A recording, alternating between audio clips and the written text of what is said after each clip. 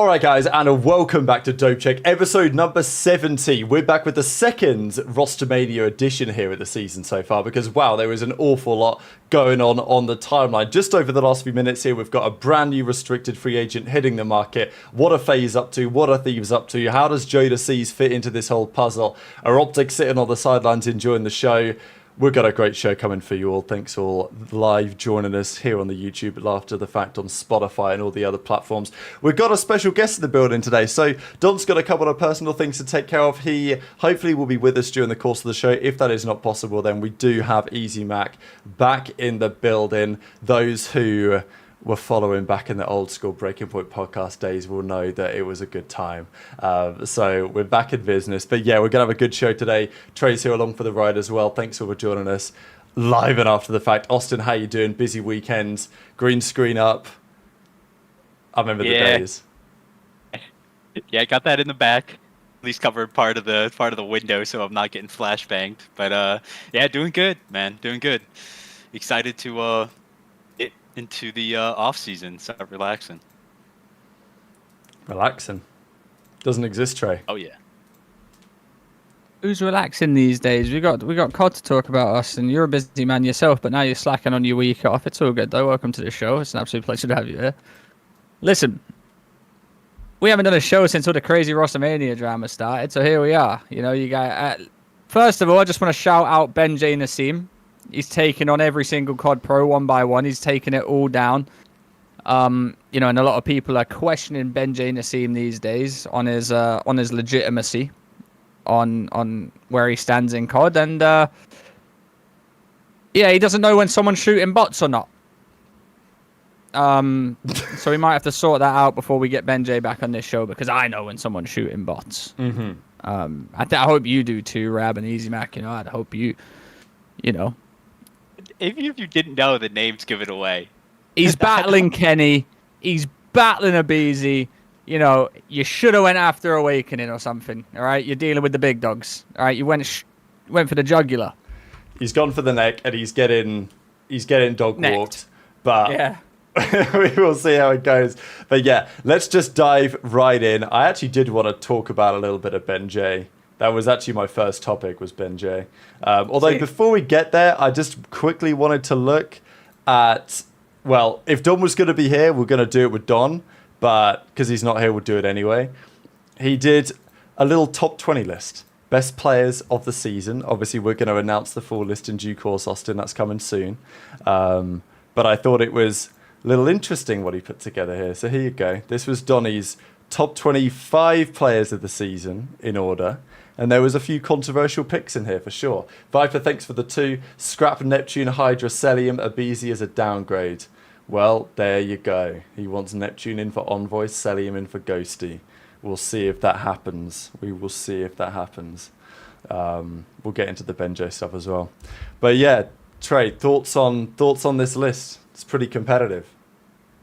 We got Scrap, Cell, Hydra, Huke, Dashi, Jodeci's, Mercury, Shotty, Neptune, Simp, Rancor, Kleenex, Super 04, Ghosty, Drazah, Envoy, Abizi, Snoopy, and Nasty.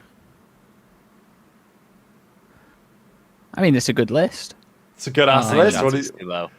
I think it's a I good would list. have Shotzi. Shotzi's much higher on my personal one. He's quite a few places higher. What else would I change here? I think it gets real mixy, right? Because a lot of people were saying, Surge, all their players have to be really high because they made all the grand finals. But like, does that necessarily mean that the Surge players have to be above the players on Thieves and FaZe who actually won events? You know, it's difficult because people were saying, well, the Surge guys made all these finals. You can't put them that low, but I don't know. I think you kind of can, to be honest. I think if Well, you listen, put you know, Shotzi, go on. I think if you put Shotzi within the top 3, switch him with Hook pretty much to start with, just to change it up, and then I almost would switch Joe with Neptune, because I feel like Neptune was like, first off, he changed that team completely, and then they made a bunch of finals. I'm looking at it right now. There's a couple of players I would just flip-flop. I think Super's a little bit too high. I think Nasty might be a little bit too low. I think Nasty should get a I have couple spots Nasty a up. bit higher. Yeah. Yeah, there's a couple. That's why I like doing it. It's like everyone does it, and then it kind of averages out, and everyone has a different like POV of it. Mine's a bit different. Listen, my issue with the Surge team is they are a great team as a 4. Great team as a 4, but when you like, people saying like sometimes Surge a bit too high. They just worked really well together as a team, and it's going to be weird to see them on different teams because I don't know if it's going to work as well. It's like one of those things where great team chemistry, great 4 players. They just know what they want to do, great chemistry, and then like they're gonna split. We've seen them all restricted FAs or unrestricted FAs, but they definitely deserve themselves up there. Nasty, they're definitely a bit higher. I would put Nasty above 04 respectively.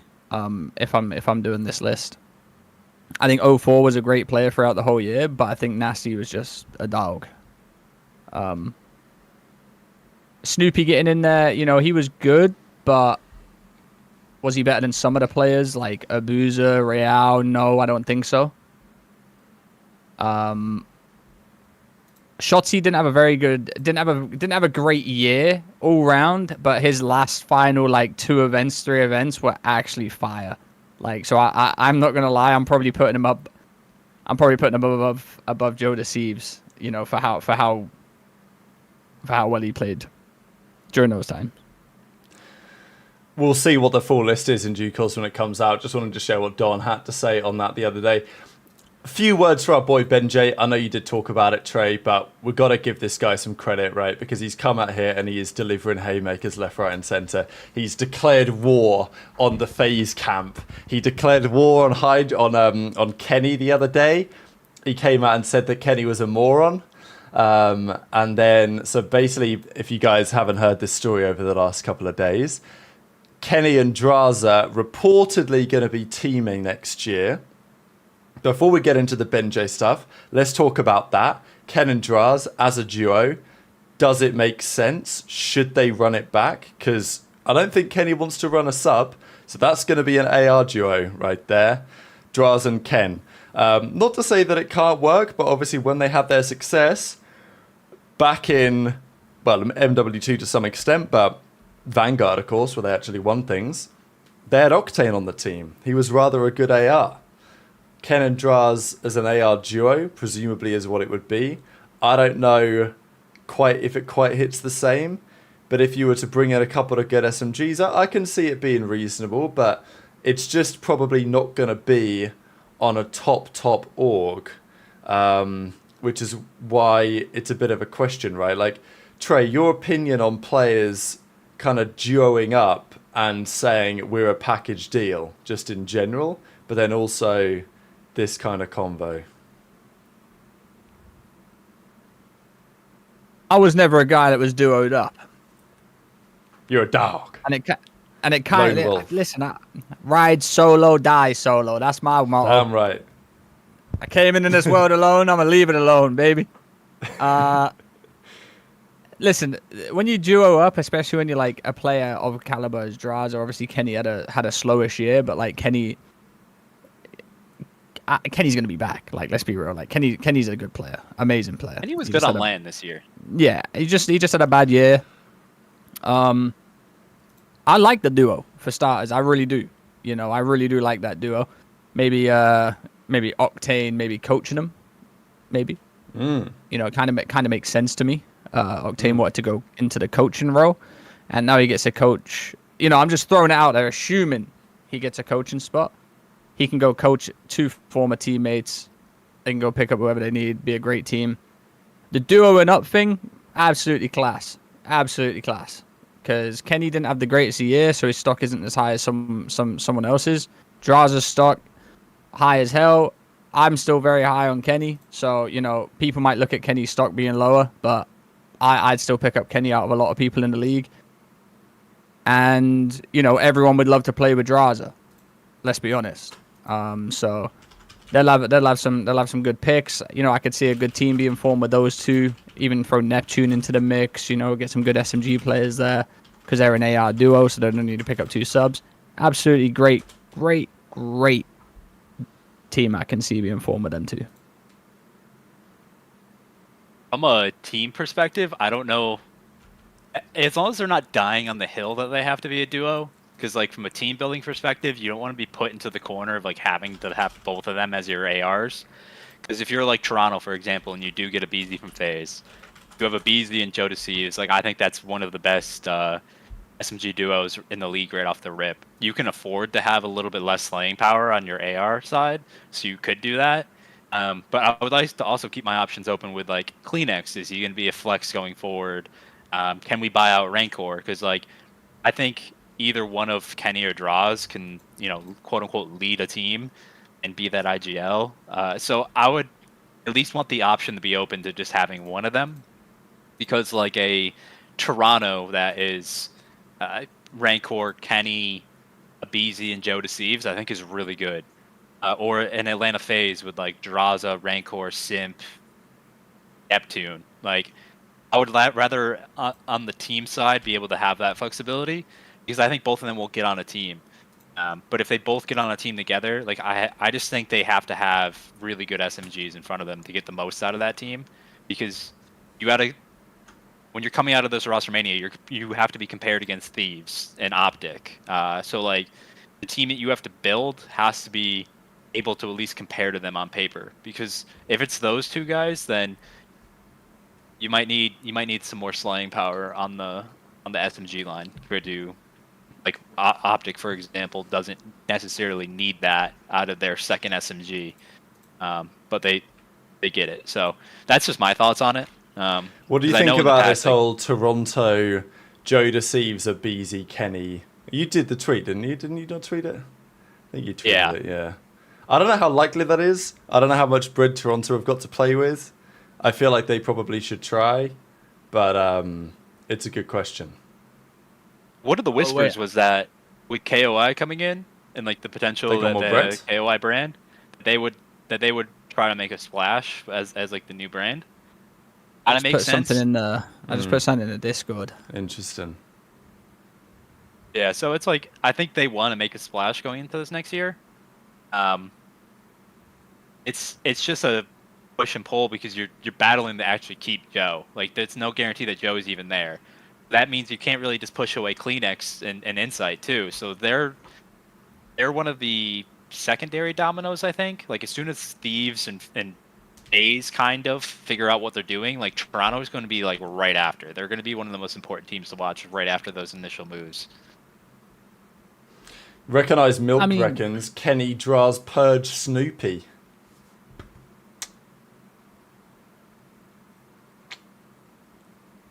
What are you, Ghost of Hope? Nice try, mate. What were you going to say, Trey? No, I was going to say, Toronto have got money. They're just frugal with it. They don't just spend dumb money, but if they need to spend it, they will. Especially to keep Joe Deceives. Like, Joe Deceives is obviously a pillar of that team. In my mind, he's kind of kicked out Kleenex as being like the main guy there. But I'm not gonna lie, I like the Joe Deceives and Kleenex duo. I don't think you need to trade anyone for a BZ there. I don't feel like, I don't feel like a BZ for Kleenex is like clear for clear, like 1-for-1, like crazy. I just think like if you got any of those two to team with Joe, you'd be great. It makes no sense for Kleenex for them to push Kleenex out. I feel like them two work very well together. I think Joe Deceives, Kleenex, Drazah, and Kenny would be a fire team. I really do. Obviously you got other people like Rancor, like Easy Max Head and stuff like that, but like I don't see Miami letting Rancor go either. Apparently the buyout's pretty big. I saw a clip where, are you going to talk about that, Austin? Scump did I mean, they've been rumored. He's been rumored in teams all year. Scump said on stream his buyout's 100 racks. Which is nothing, really. No, it is. That's the thing. 100 racks in COD is a lot. It depends who we're talking. No, right, listen, let's be real here, yeah? Right, who's paying 100k to buy out Rancor right now? FaZe. Toronto. FaZe ain't... You think got bread like that? Is Case opening the wallet up? I guarantee you FaZe has contacted them. I'm sure they're FaZe- talking Toronto. to him, but if the Yeah, I don't yeah, know. they're like, yo, Rencor, do you reckon you can go for free? I bet you if they buy him, Yeah. they'll sell a BZ to Toronto, and it'll be a net even. Well, Maybe exactly. you'll You'd lose think 50K, that, but then yeah. also, if you're trying to Toronto sign, ain't buying a BZ for 100K. FaZe ain't No, they'll buy buying for no like one for 50. 100K. Motherfucker, that's what I'm saying. They ain't just gonna be like, they ain't gonna be like, yeah, sure, we'll give you discount. 2025 discount. I mean, what was the rumored Scrap and Hydra buyouts? apparently it was only 300? 75. I was just reading on the Reddit right now, but obviously their contract was due to end in maybe a year. So Yeah. maybe it's a different story. I don't know. But I think Rancor's available. I think Real's available. I think there's a lot of actual really good talent, which is also part of the issue. Is there's an overwhelming amount of talent right now that's available, and now everyone's kind of not knowing what to do until Thieves figure it out. Because I feel like Thieves are the first domino. If they get MC, and if for some reason they drop Envoy, which I don't know why you would do that, and that's when that would tick. But even then, you're putting Ghosty and potentially Envoy into the free agent market, and then it's even more chaos. Listen, all right, Scrap and Envoy rumored 75K each. Yeah, if I'm anyone that's going, yo, let me buy Rencor, I'm gonna use them as an example. I'm those motherfuckers just got Scrap and Hydra, 75K a piece, and you want me to pay 100 bags for someone that's just first time in the league for 6 months? Miami run a tight ship, But you're not wrong. I could see it happening. Listen, everyone's broke. Apart from Falcons. Everyone's not broke. That is cap. Everyone is not broke. But no one wants to spend 100 bags on a player. This was the healthiest year of the CDL. Austin motherfuckers won't even trade a player. Well, because in a league where you don't have draft picks or a minor league team, it's impossible. But a It's BZ for impossible. Kleenex. You want Kleenex? They want a BZ. That's a clear trade for me. Do they want Kleenex? I don't think they do. I mean, So that's where why why not? Because I think most teams, I think there's teams around the CDL that value Neptune, Joe, Envoy, all ahead of Kleenex, and they Real 04 are in that group right now. I feel like that's a perceived notion of how these teams are looking at SMGs. So if you're losing a BZ, Kleenex is not a 1-for-1 for him. Even though Tyler did just come off a really not good year on his standards, his stock's still higher than Kleenex. So even if you did that trade, it would have to be some cash involved to level it out, which Toronto's not going to do. All I'm saying is if Scrap and Hydra are on the market for 75K, all right, players that aren't those people should be going for 20, 30. Yeah, just to clarify, this was the rumored buyout last year that Thieves paid Toronto to get those players, as opposed to what they could be available for right now, because they ain't going anywhere right now. No one worth 100K in COD realistically. It's a good question. What do we talk about? How much did Falcons play for Modesty again? Probably 500. mil. Was it 1.5 mil or something? Yeah, like I that? think so. Yeah, but was I think that was it was including over his a mil. salary, wasn't it? Yeah, we're talking So, we're talking a game that gets over 200,000-300,000 viewers, millions of viewers. Motherfucker, we getting 9K in a league match. A good rule of thumb is whatever buyout number you actually hear, cut it in half. If you're hearing 100K for Rancor, the good rule of thumb is literally it's probably 50K. If it's 50K, you negotiate down to 50K, you pull that trigger.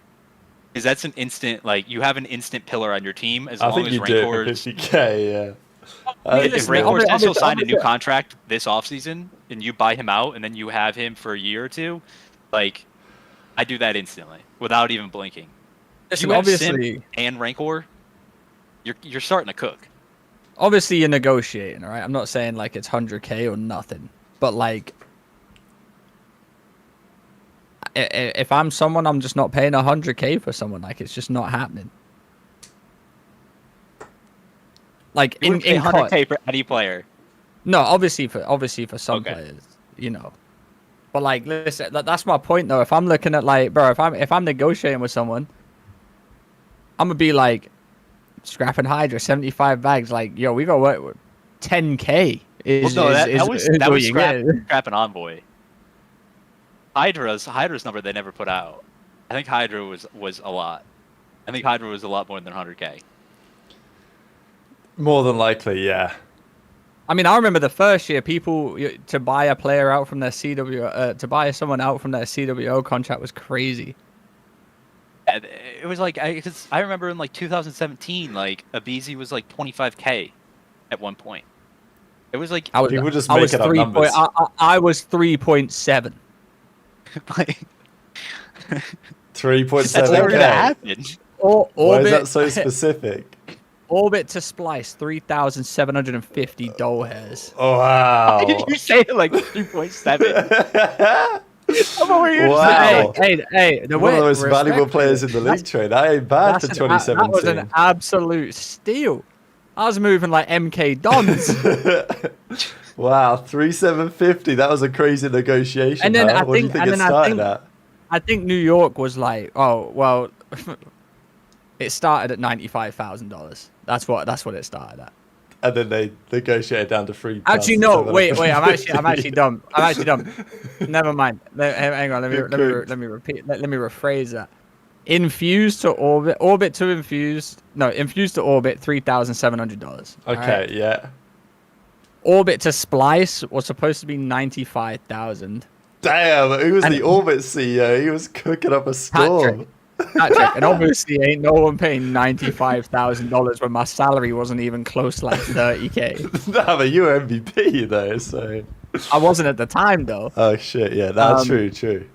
And I went for 25 back in 2018. Damn, decent buyout from Laser Chickens. Absolutely, 25 bags for Trey. What a time to be alive. Okay, well let's think about it, right? 25 bags for Trey, pre-MVP Trey. Back in 2017. So fast forward to today, bit of inflation, bit of MVP tax. That bad. You know, that's not bad. I think you're a pretty valuable player, Trey, on that basis. 25K. Let me ask you, Trey. Where do you rank Rancor right now on like all of ARs, right? Probably like you have MC, Scrap. Let me look at Don's list. Dashy, all above them.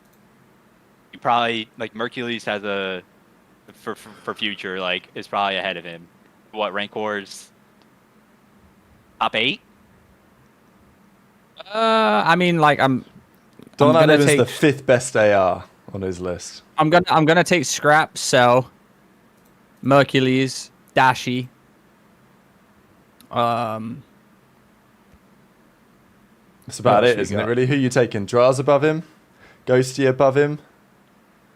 Nasty above him, a Boozer above him? You're probably not, right?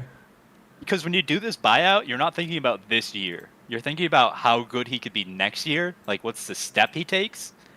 And if he's already where he is right now, like, I do believe he could take that next step and be inside of that like top 5 with like Scrap, Dashy, Merc. Oh no, for sure. I think he's super talented. I'm just saying, like, you know, 6 months in the league or however long it was in the league, you know. He done his bit, he fried, whatever like that. I'm saying, like, that doesn't, to me, that don't justify 100K. That's just his buyout. For me, I'm probably spending like 40, 50, 60 on him. You know what I'm saying? Yeah. Which that sounds reasonable to me. I think that'd be worth it. Because you got to realize you're still taking a risk on him at that point. New game coming out, you know, he had half a year in the league and he was comfortable with Spanish players. Now you're gonna throw him in the mix with like some serious fucking dogs. Like if he's rumored to go to Simp, like Simp ain't no habla inglés. You know he's fucking you know. I will say if that rumor is even out, which it was, like that means someone at FaZe said like I want to play with him. It doesn't mean like I believe that team is more like player centric. Yeah, for sure. If they're targeting him, it's because Simp wants to play with him. If they end up doing that. Oh, listen, Simp will play with anyone that's good. We know that. You know, Simp's got the pick of the litter. Like everyone wants to play with Simp, regardless of how bad of a year. He's just going to try and get the best talent that he can actually get access to. And then get the most out of them. Yeah. You know, same with Nep. You know, Nep wasn't exactly like a superstar in the league until this year. You know, he had a stint. Was it a few stints in the league? One in New York, 2 times Florida. Yeah. Florida, Cold War, then New York. Actually, no, 3 stints because he came back on the LAG, didn't he? in like yeah. Which is why teams have a little bit more cold feet when you have a history like that. Is just because like you have had some down points, which is why like I think Rancor is really valuable right now because he hasn't had that. So there's like this unknown is always everyone always looks at the unknown as positive most likely. So that's why I think that's one of the more obvious moves for some of these teams is to look at him because I feel like he's going to be a really good player. And if it doesn't work out, then like he doesn't have a history that's just how of that. it is. You know, that's just how it is if it doesn't work out. I'm just saying, like, if I'm an org and I'm Heretics, I'm going to expect, like, not to sell him for 6 figures. You know? Yeah, I wonder the way... I don't know what Heretics finances look like, but it's... obviously, they gave it a good go this year. They made several Sundays. They didn't quite make a finals. So, Metals is a total free agent. Real's a total free agent. Rancor and Super are maybe buyable for the right number. Obviously, it kind of cooks their whole team. But, you know, if you lose Rancor, like, your franchise is cooked, unfortunately, because... If you lose Rancor and Super, you're chalked. I'm going to keep it so real with you. It's just weird for Miami. They might go a different route after doing this. What do you think, Austin? I didn't hear anything about Super yet. No, I've heard nothing about Super. I think he's going to stay. I don't think he's going to. I'm going to assume Super sign so this is what I think, and I'm going to, you know, could be complete bullshit or whatever like that. I'm going to assume Super wants a different contract, and no, not Super. Rancor wants a new contract with some more money, and Super already re-signed them probably through the year when they realized he was a fucking dog. So in my head, when I saw the Metals FA tweet, I was like, they're just signing Eric Boom. Like that's the one of the sad things about challengers right now is like there is 0 Spanish players in the elites. It's all French right now. Like half the teams are French. Interesting. Half the teams are English, and then there's like sprinkles of like one Belgian player, one Spanish player. So there isn't a lot of like upcoming Spanish talent. So when I saw them get rid of Metals, well, not get rid of, but when his contract ran out, I thought for sure they were just going to get Eric Boom and call it a day. Do Eric Boom, Real, and the rookie duo. Then when Real is also a free agent, I don't know if they're getting him back. Like Real was linked to Toronto last year. He was linked to a lot of teams recently, yeah. Yeah, so I don't know if they're even getting Real back, if it's a competitive market. And if they think they can't get Real back, like, do they think, like, maybe this is time to buy or sell high on Rancor? Like, because what do? If they lose Real, you bring back Metals, you bring in Eric Boom, and then you have Super and Rancor, and you just think you could try to battle for some Sundays. But I don't know. I just think they're being proactive with how they're evaluating their team, and if they think that right now is Rancor's optimum, like highest price he's going to get, it does kind of make sense for that, especially if he doesn't want to be on that team or he wants a salary that's not like high enough. There is some Latin American players like Trakes, and there was actually a couple. Viper's talking about getting Mamba in. Even then, it's hard. It ain't gonna be like your old team. That's the thing. Does Mamba have it's dog? Not, it's Spanish is also dog. Different from like Spain Spanish and Latin American Spanish. So it's not as simple as that. It's plugging in. Like Dan said, Miami's in the worst position possible. Yeah, it actually is kind of. They might just be chalked. End of the day, this is the best year they're ever gonna have. It ain't ever getting better than this. Hear me out. Rancor goes. I think I think Super's gonna try and get Rancor to stay. Well, of course, Super be fucking stupid. Rancor leaves. Super goes too. Where the fuck does Super go though? Respectfully, he might get picked up somewhere that needs to sub. He does speak good English, I guess. If I'm sat there and my duo's fucking leaving to go team with Simp, I'm not staying on here fucking hoping for the next. Yeah, but you got a contract. Like, it's just difficult to. We know these contracts don't mean shit when you kick up a fuss on Twitter. Yeah, well, that is true. I mean, Scrabby tried it. oh, I've signed a shitty contract for 2 years. I don't want to be here no more. Getting I want locked to in go jail, you know, like putting like some sort of, I don't know, And then they Squidward do a emoji when he's contract, looking out the window yeah. with the thing and he Do a sees. contract sign gift 4 days later because you fucking cried your way out of it. Like, Yeah, cry baby we've cheese, seen- man. Neptune's a free agent, and he just got signed this year. So I don't think the 2-year deals are necessarily. I think they're an point. option, but not 100%. no, no, you can sign one, but you were always able to sign 1 years. So if Super's on like a 1-year deal, I don't see it as a bad thing. If they do sell Rancor, I think the only way forward for them would be to do an English-speaking like mixed nationality team. That's kind of what I want LAG to do. Well, Gentlemates to do. It's just bringing in a French player with English-speaking players too, because then I think you can actually keep that talent at a high. I'm thinking I think Linz, Priester, Kismet, Skies. That's got to be a good team, right? I fucking hate you. Bringing the French talent with the English-speaking players. Surely it's got to work, right? That's their only pathway forward, though. Like, No, I Gentlemates agree. I actually just has think a I bigger think they path, should like- try it again some different way. Like They have the bread French- as well, there's a shit ton of Gentlemates. French players. Right now. Bro, listen, But there's just Gentlemates not a should shit just- ton of Spanish players. Like, Gen- Well, you Gentlemates- saw that when we were in Madrid, Trey. There were more French fans than Spanish fans, and it was in Spain. Yeah, but that's cheese though. Nah, it's facts. We talked to the people who run the event. It is cheese because I heard they got paid to go, or their stuff got paid for. All right, guys, just a bit cheese. even then, though, like, I'm just It's a bit looking cheese. at straight That's Lakers cheese. numbers. That is cheesy, man. But I mean, There's exponentially more French players right now than Spanish. yeah, okay. I'm gonna take There's Austin's not a word lot for it. of- There's loads of French players because they're trying to play for Qatar. I respect it. I mean, There's as a well shit as ton that, this year, man. listen, just pick up Cobra, take Afro with you, and build with 2. Go for it. Yeah, I did hear some rumors about Afro getting some interest as well. So hopefully he does get in, like Afro and Cobra having some interest. So hopefully they do get back into league. Bang, Upcast with the 10. Thanks also for joining the Generational again for 6 months in a row. Woke up with back pain, officially Unk status sad. I ain't gonna lie, I was in a gym today doing some new exercises. I was doing like a Paloff press. I don't know if you know this one, but like you have the cable from the side and like you push it out like this. And I kind of tweaked something in my back a little bit. So yeah, it's just, you know, I mean, old man, but I'm also the youngest on the show. So, you know, it is what it is. Yeah. Am I the oldest? Oh. I got my walker in the back, dude. I got you by 2 years. You're 30? I'm so fucking old. Oh my days! No, you're good, Trey. You're good.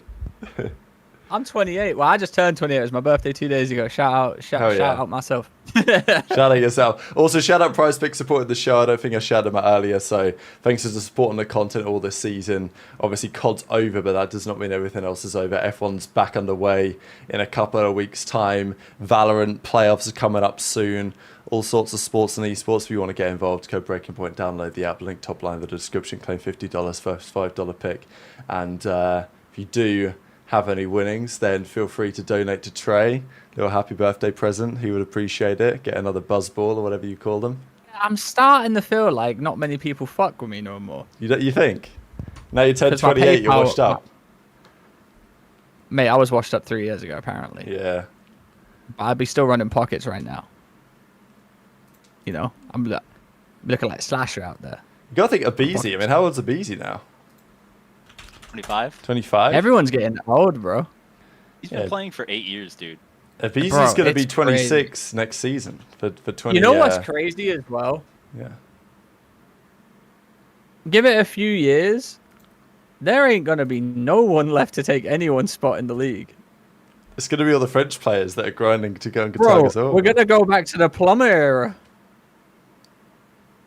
We're going back. We might be going back, but we're not going to go back. We The might current be going. players just going to stay around. You know what's going to happen in a few years when all the current players are calling it a day, and there's no one coming up because they're all plumbers. Scump's just going to come back. Scump will come back at 35 and start running pockets again. It's my thing, like, you know, when me, you know, let me just throw myself in there with the legends real Yeah, quick. When of course, me, yeah. Scump, Octane, all those people retired, at least someone could take our spot. But now, like, imagine like Simp retired. Who's popping up now? Yeah, if it wasn't Dude, for Mercury's industry plant, then there would be no one. We gotta wait for Asim's. We gotta wait for Asim's brother to pop up. Yusuf. Little Yusuf coming through. Hey, he's fucking good though. Halo was having new players pop up. Yeah, thankfully Those we'll are just a bunch take of we'll new- just take all the Halo players. You know, we'll just take all the Halo players. I think it always keep going. I think we're gonna get a shit ton of Halo players coming over soon. Yeah, that's a good question. We'll definitely see how that goes. All right, back to we've obviously talked about a fair bit there, so let's keep things a little bit more on track because we are going to get to the ghosty stuff in a second. Just quick thoughts on BenJ because he did go to war. Kenny and Drazah, we talked about that. He then doubled down and says that Abizi is not playing good, fraud in search and destroy, not a good first blood rate this season, not good at hard point, could be better. Abizi was clowning him for it. BenJ then doubled down. Look, I respect BenJ standing on business. What a character. But unfortunately, he did expose himself trade when he didn't realize Neptune was in a bot lobby. So, you know, he did get clowned for this. Kenny called him retarded. It is what it is. Listen, you know, BenJ don't help himself. All right, you know, obviously he was never a form. Look at that. Look at him. Listen, He's Loki, on that. you know, we'll talk about it. He was never a former pro, like, you know, and that's where he loses a lot of respect because everyone on the flank is a former pro or done something. He, you know, he isn't. So he has to back everything up with COD knowledge. Okay. Ben, you've been watching COD for how fucking long? How do you not know this is a bot lobby, Ben? He does have 140 kills. Oh man. Brother, the guy's shooting someone that's like pre-firing and shooting the floor and throwing nades at the floor. Ben, you have been analyzing COD for goddamn how long, and you still don't know when someone's in a bot lobby. That's the issue here, all right? You can't call Kenny moronic for trying to team with Drazah. And then, yo, why is no one shooting back in this fleet?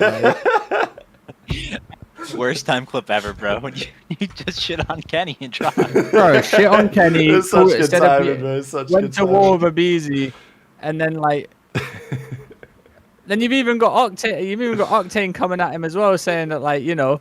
Do you remember they were you beefing just- earlier in the season? Because, what was it happened on stream? I don't know. Ben said something that Octane wasn't happy about, and then Ben refused to apologize or something because they were beefing for a while. I forget what it was. Someone in the chat might know. why But this they is my beefed thing, all earlier this right? year. Obviously, BenJ gets memed a lot in terms of like, you know, he has some quality memes about him, you know, and I love BenJ, but like, you got to help yourself, all right? You're going live, Rostermania, talk about players and stuff like that. You remember when he Like- said to attach that like he doesn't understand it because he's quite new to this game? That was funny. Attach has been playing since 2014. He's had a fair few Rostermanias in his time. I mean, BenJ You is know. my guy. But, like, he's made some mistakes here. First off, like doing the rent-free for the Tyler thing was kind of just bold move. Nah, I get it's hard. I mean, You ain't, It's hard. you ain't baiting. You ain't doing it for the interactions. You were dead He- serious. like, I don't think Tyler was a good hardpoint player this year. He was not a good hardpoint player this year. He should have just stuck to Y and like broke that down. The fact that he made the mistake of trying to be like, oh, I'm not actually doing it. This is rent free because that's why Octane got him. And then the bot mix up here, whatever he wants to call it, was just the worst time thing because he was literally just calling Drazah and Kenny morons. And then he does that.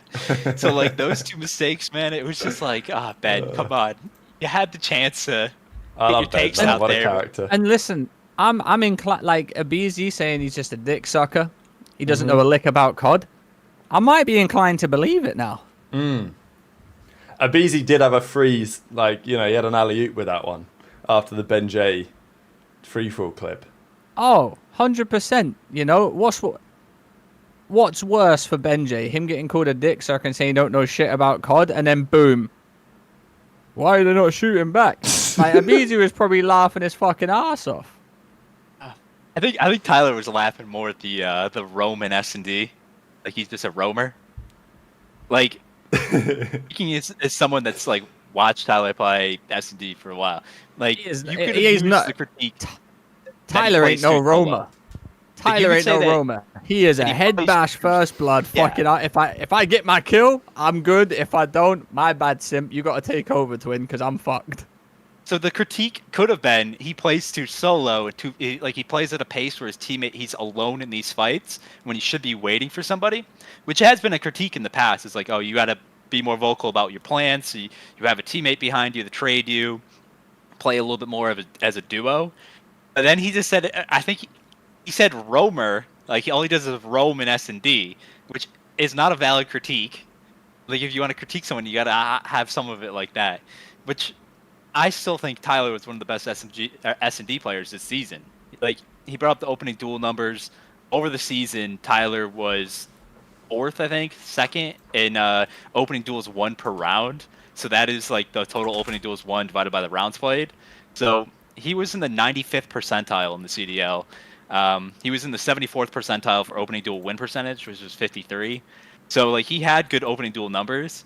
And he was in the 89th percentile with 12 clutches. So I don't know if the S&D was the hill to die on. The hard point was concerning. Like he probably had his worst individual year in hard point, which I can excuse away because he was actually a top 10 player in both S&D and control. So I can eat the hard point and live with the other two modes. But I did think it was kind of the BenJ BenJ Drama was the part that got me. But if you think It's about it been with brewing, BenJ, to be fair. It's been brewing. If you think about it with BenJ for hardpoint, you've not only seen it this year where he's had some like rough games where he's like 10 and 30, 12 and That's like his toughest game mode, 28. man. That's his. Well, that and it's also just like there also been Drazah, Simp, and Cellium that are like getting kills around the map too, which makes it easier for him. But towards the end of the year, they weren't. They were just a bad team towards the end of the year. So, and these players take criticism well. Like if Ben worded it differently and said he wasn't very good in hardpoint this year, Tyler would have been like, yeah, you know what, I wasn't that good in hardpoint Winston this down year. spiral gunfights, Buster. Yeah, you know what I'm saying? Like a lot of pros will agree when someone says something about them when they know it's true. But he could have worded it as well, Austin, basically saying like BenJ's predictable in S&D. He's always going to be somewhere where you can get a first blood in your face somewhere. A roamer is not what I would call a BenJ. That's just more what like I wouldn't MC call is him. the roamer on that team. Yeah, He's the like island player, like playing the roamers on for me are like accuracy, slasher, Yeah. cell, scrap. Like scrap's a roamer to me. He's a good hit. Like scrap will get pushed up on the map and like he'll be roam finding a kill, something like that, or like maybe like a Ghosty too. That's a roamer to me. Insight, a little roamer too. He was watching CS, so he definitely was thinking of a lurker. So like lurkers are the ones that usually play on the opposite side of the map. So your team makes noise on one side, the lurker tries to make a leg flank. So that's Backstab. like something that like Zumo was really good at when he was playing. But I don't. It's not really where BenJ's playstyle led. So that's what I just thought he just made a couple mistakes in the last couple of days that have just like undermined every take he's had. So like. I don't know. It might be a little bit of a long off season for Ben. See, it's what Wokel, it's what Wokel said in the chat. As someone who makes content, it's about how you say things, not what you say. But Which like, is why I don't do this. but like, once you say something, it's out there and chalked. Like, like obviously, Rab, we've said some things and I've gone back in it, but like, what you do it on the show, so people like, someone calls you out and it's just like, no, if you listen to the show 30 seconds later, I fucked up. But listen, BenJ Naseem don't do that. BenJ Naseem is my goat. BenJ Naseem is SOB. Stand on business, 10 toes. All right, he's going to tweet about it and say rent free. He wants to get paid on the X. All right, so he's going to let you know that BenJ's a thing, man. People just don't get it, right? People hate on BenJ, but if BenJ wasn't around, wow, would we have a dull scene? We'd have a dull ass scene if there's no BenJ. BenJ might be the linchpin of the whole community. And then Kenny sat there. He's just playing Destiny, minding his own business. And then Ben calls him a moron. That's what made it for me, dude. It's like Kenny's just like chillaxing, playing the most like peaceful game ever. Like Destiny. Bro, you've pissed Kenny off when he calls you a retard. Like, let's be honest, bro. Like, Kenny is the chillest person I think I've met in terms of like, he don't. he don't talk bad about no one, in my opinion. Like, you won't hear him crash out. You won't see him crash out on Twitter or anything like that. It's just GG's this, GG's that. But you know you've fucked up when you've pissed Kenny off when he's playing Destiny. Like, Ben, you've got what are we doing, Ben? What are we doing? It's all good, Ben. You're welcome anytime.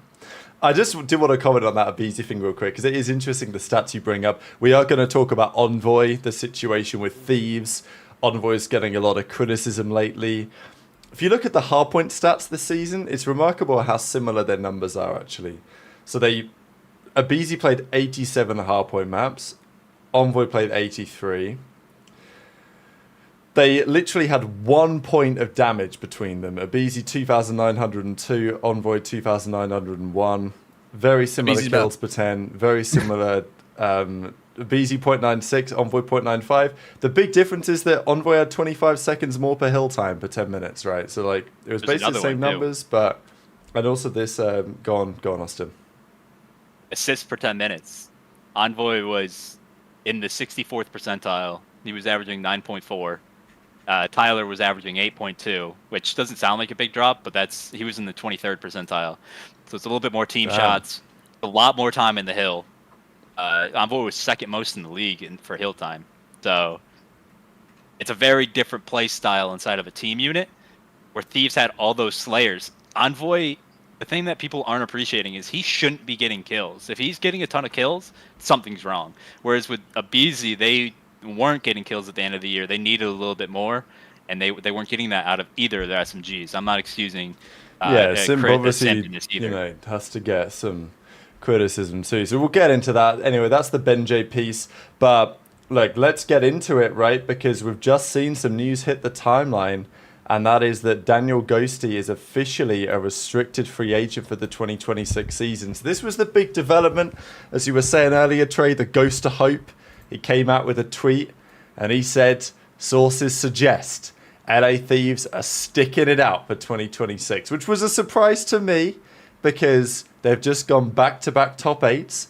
You probably think they're going to blow it up. Joey from Connecticut, thanks for the 5. I know it's a bit too early for predictions, but what host cities will do the CDL this year? Well, let me give you a clue. The same as normal. Toronto will do one. OpTic will do one. Apart from that, I don't know. There's some other rumours. You want me to throw some out there? There's going to be one in Europe, I think. I'm thinking Toronto are going to host a major. OpTic are either going to host a major or champs. Uh-oh. Drum cheese. We're going to have an event in the UK. Lines on the Paris shirt. are going to... Gentlemates are going to host a major. Oh, shit, we might have 2. Paris major would be insane. And... Actually, we'd go A insane. DreamHack?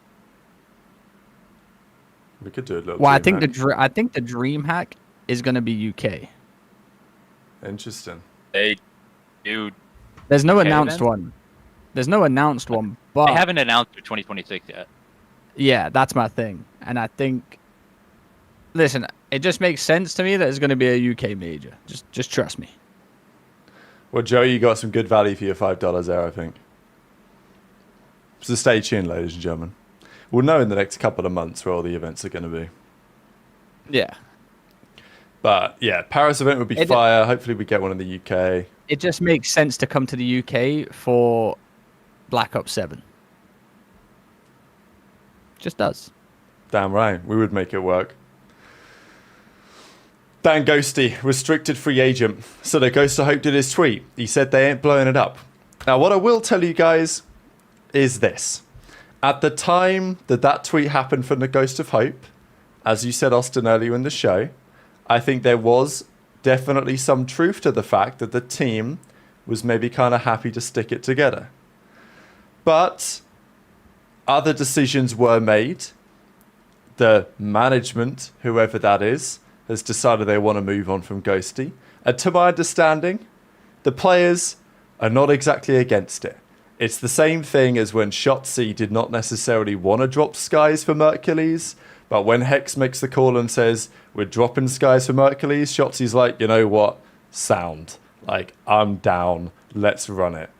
So that, it looks like, is what's happening here. And they want to move on from Ghosty. I think the first thing we've got to say here with Ghosty, first of all, this was his damn team. He was the only man on the team left from last season. Scrap and Hydra and Envoy, they came into his whole team and kicked him out at the end of the year. Unlucky. 1-2 events, at least he got over the line. Wasn't a great performer in finals. Wasn't that good at the end of the year. We know that back in Modern Warfare 2, Shotzi, like Dashy didn't really like team with him especially. I don't imagine that was, I think it was probably better this year because everyone seemed to imply that it was better. But obviously the decision's been made either because they think they can get someone better than Ghosty or they just wanted to get rid of him. Because to me, if you do go and get Cellium, it's not clear that your team gets better necessarily. There's other issues with getting Cellium and things that Ghosty brought to the table, the communication, among other things. So I'd be fascinated to find out why they've decided to get rid of Ghosty, because not to say that they probably didn't need to change something, but just if you can drop Ghosty for Drazah, then I think, yeah, you do it. I think Drazah's just better, but you can't do that because he's not going to play with Scrap. But dropping Ghosty in this circumstance means that whoever you pick up, you're going to suffer the consequences of getting rid of Ghosty. So I'm just really fascinated to think like what the reasoning is. Is it inside of the game stuff? Is it outside of the game stuff? Is it performances in finals? Is it what he said at the World Cup? Did it piss off the other team that he was roasting Neptune and he was wrong or whatever? I don't know. People are throwing around all sorts of conspiracies, Trey.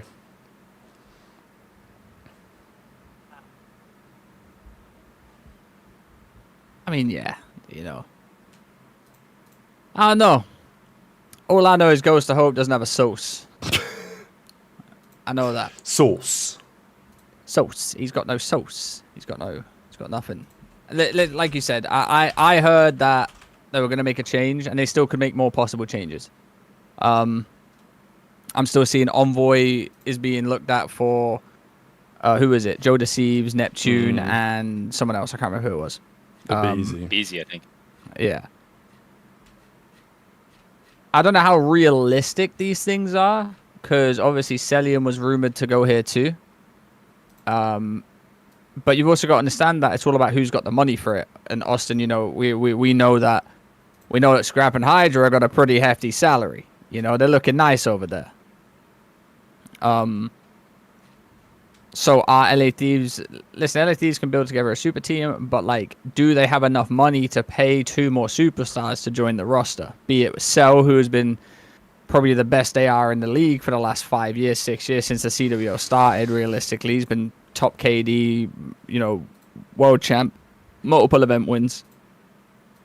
And then, you know, let's say they do add Joe Deceives on it, who is, you know, probably like a top 3 sub in regards to his skill set, and, you know, who is pretty hot commodity right now. It's all about money. Now, the only team I can really see that's going to afford a salary of that magnitude is Falcons. Because realistically, like, I don't know how much Scrap and Hydra are on. I'm going to assume it's a nice little 400, something like that, because, you know, if you look at how good they are, and LA Thieves being a top org, Cell ain't gonna take anything less than that. So, like, you're nearly on $1 million there as it is. So, I don't know. It depends. So, Kari Lawrence, just before I go to you, Austin, Envoy, we start again with the $2. Envoy has better PR than OJ. It's pretty wild. Thanks for 2. So 2 things. 1, I actually do feel bad for Ghost. The breaking news is way easier when you just throw everything on Twitter. That's why, like, a lot of the professional sport reporters just tweet everything, and they have like a ghostwriter that, like, does all the stuff for them and gets that out. But it's a double-edged sword, because you can just throw out tweets that are kind of not half baked, but like there is ways where that doesn't happen. Like one thing I do give Ronnie a lot of credit for is like he doesn't really report on the maybes and stuff like that. I think he has like literally like 10 drafts or like article drafts already saved of like stuff he just never put out because it was it was like there was like a too big of a chance where that wasn't going to happen. So that's why like it is tough when you just tweet everything out because a lot of that stuff probably isn't going to be right because stuff it just changes so quickly. So that's why it's kind of tough to do that. Because from what I know too is like the Thieves did want to stick together. Now on the roster change part of it, I don't think it's smart to change out both Ghosty and Envoy. Like you do need someone to be the initiator, to be that objective player. And if you're bringing MC, you have MC, Scrap, and Hydra. That team is literally begging for somebody to sit on the hill, man. That team is begging for an objective player. And when you have those types of players, like you could be like, oh, Envoy didn't play well enough this season. Well, Envoy averaged 78 seconds of hill time per 10 minutes in hardpoint, which was the 98th percentile. Let's see here. He had 93 plants, which was in the 93rd percentile, and he was actually an amazing, extremely underrated control player this season. Based off percentiles, he was ranked the second best control player this season. And now you can debate that all you want, but he was averaging 2.25 ticks per round on offense while having a 0.96 KD, which is really good for a defending offense side. He has really good assist numbers, which I think is important for your initiator, for your secondary person, because you want him at least putting in team shots, helping your star players get kills and getting the most out of them. And when I look at some of the objective players, you can't just look at how they've done. You got to look at how they make their star players better. And I do think Envoy plays a part and Ghosty plays a part in how well Hydra and Scrap played. It's the same way it was like Hook didn't have the best individual numbers, but he helps get more out of his star players around him.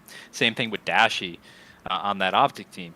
So that's why I think where people don't really look at some of the objective players correctly is they're just looking at them in a vacuum as if they have the same opportunities to get kills and damage while sitting on the objective. They don't. So you have to look at them in a different lens of how they are soaking up all of the objective time or being on the point or sitting on somewhere where you're not getting into fights. So that's just how I look at it. Like they got a lot out of Scrap and Hydra this year because their objective players did play well on that front. Now they did fall off completely in the two biggest tournaments of the year. I understand that completely. I understand like you probably want to move off one of them.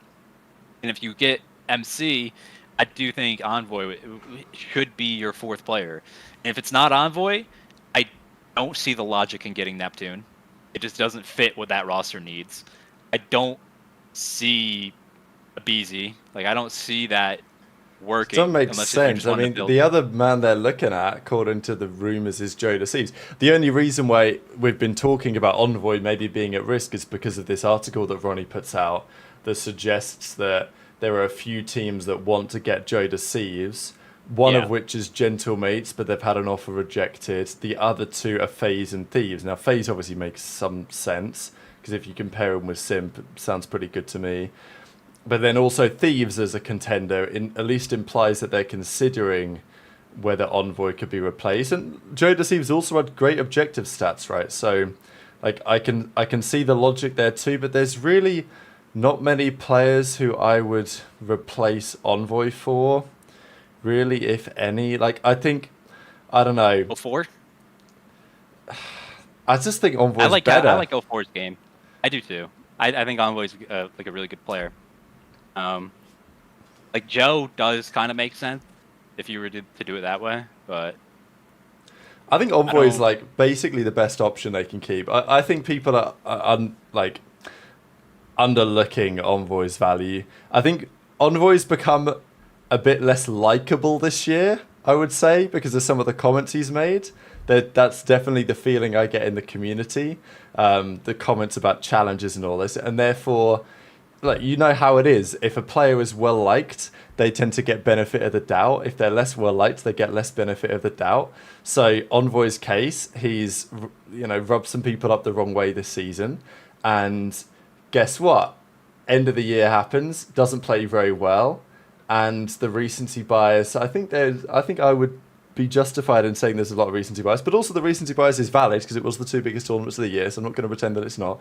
But equally, I still think Envoy's great, and I don't think that realistically they can get a better player than him in that role for what they need. I think he did a pretty damn good job this season.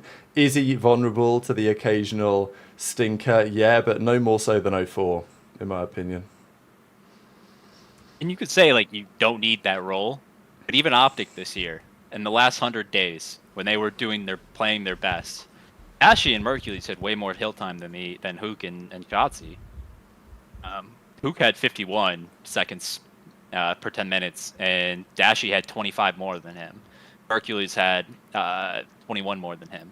So you will always have players that are in the hill more than others. Like, yes, you want everyone to be able to pick that up, but in control, like, you want someone that will instinctively get on the point and be able to bump your star players off, or just help play around that objective. You don't have to be in the objective, but be able to be efficient around the objective.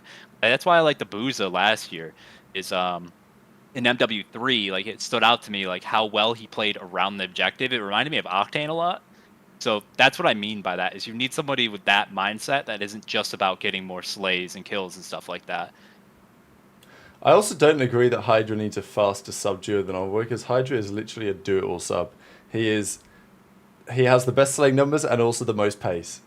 So, like, I'd be fascinated to know how Hydra would get on with another sub duo. I know that people are going to talk about someone like Kismet, but I don't think it's necessary. Like, I don't think that Thieves team needs a two-man change. I actually do agree. But I'm intrigued. Like, the community's very... I wouldn't even say the community's split on this. I feel like the majority of the community wants Envoy dropped, which to me is pretty wild. You know, I'm going to throw a poll in the chat. You know, like, this is the thing. They didn't have a bad year, respectfully. They just had 2 bad events towards the end of the year, right? Let's agree with that. Like, other than that, the majors, they were good at. They went back to back. You know, there was it major one. They made a final against FaZe. Round 11, game 7. Like, they were good. But when you lose at the 2 biggest events of the year, you kind of chalk your team. That's the thing. Everyone wants to win champs. Everyone wants to win EWC now. So, like, when you don't and you bow out the way they did, you kind of chalk your whole team. Now, does Envoy need to go? No. Does Ghosty need to go? No. Let's be real. This team's still a god squad, but maybe it's just chalked. You know, we saw Scrap gassing up Envoy in the timeline. And, yeah, probably he does think that way about him. But the thing is that, you know, they didn't win when they needed to the most. Yeah, and Scrap also knows that. Like, he's been very vocal about it. Envoy's already got his ring, you know. And all Scrap wants to do now is win his ring. Can he do it? Yeah, absolutely. He's, you know, one of the best players in the world. But can he do it with a team that he's just had a good year with? No, because the team's chalked now in that aspect. Maybe they're still cool and everything like that, but, like, I feel like once it's over like that, you kind of notice, like, flaws, if you know what I'm saying, Austin. Like, shit, like, towards the end of the year, like, you know, I noticed this flaw, that flaw. So now they got to change. Does, you know, like you said, Envoy was the guy who was getting the hill time. Someone said it in the chat earlier, and I've been saying it for years. You are a professional player making X amount. You should be able to sit on the fucking hill when needed to. All right? You are 4 players. There's no OBJ role anymore, really. It's just filling in the best spots. We ain't got Rambo Rays and that in the league now where, like, you know, Rambo Ray at the time was the best of what he'd done. You know, we don't have a nade shot who was hiding in corners for blitz plots. You know what I'm saying? Like, we don't have that no more. Now, it's like you look at it this way, Austin and Rab. It's about filling your team with superstars who can just fry whenever. But what they haven't done is made a four-team superstar roster of people who can drop 1.2s whenever they need to. Someone just needs to take someone needs to take a back seat if they do want to pick up these players. Say let's say they pick up Joe Deceives and Mike says drop Cell. Envoy, get Snoopy, lock in. Why Go on, Trey. every year the best talented team, the most talented team hasn't won champs? For sure. That hasn't been a thing since Cold War. But what I'm most saying, talented team hasn't what won I'm that. saying is, if that's the route they want to go down, then it needs to be drilled in early that, yeah, you're a superstar and you could be a superstar in another team dropping 1.2 KD, but on this team, there's gonna be a match where you're dropping 0.95s, and you're gonna sit there and soak up a minute and a half hill time. But it all depends on how that player feels about it. You know what I'm saying? That's why I think people are undervaluing Envoy right now, is because he's not going to complain when he dropped a 0.97 in the last 100 days. Like, that is good for him. Like, I want that because that means I don't want him kill whoring. I don't. And, like, he was okay with that. Like, did he have some bad series? Of course. Every player is going to have bad series. It's about limiting your floor with that fourth player. You want to limit the floor. You just don't want somebody just to crash out. But to me, yeah, the most talented player, should be able to just the best players in the world should be able to just sit in the fucking hill. Yeah, but the best players in the world are not going to be okay with not putting up a 0.95. Well, that's my point. Like, you want a superstar team, someone's gonna have to do it. And I don't think that Someone's got to do it, and you can't drop the guy that's doing it because he hasn't got a kill. You know what I'm saying? It makes no sense. Okay, my question somebody's is, going right, to have bad What the stats. fuck do you want? You want a 1.2 and win, or you want a 0.7? my question is, okay, What a so you got two fucking players you can change, right? You got two players you can change, and because look, I get the logic of if you can pack a punch, you might as well try pack a punch. We've seen usually pack a punching is a good idea if you can do it.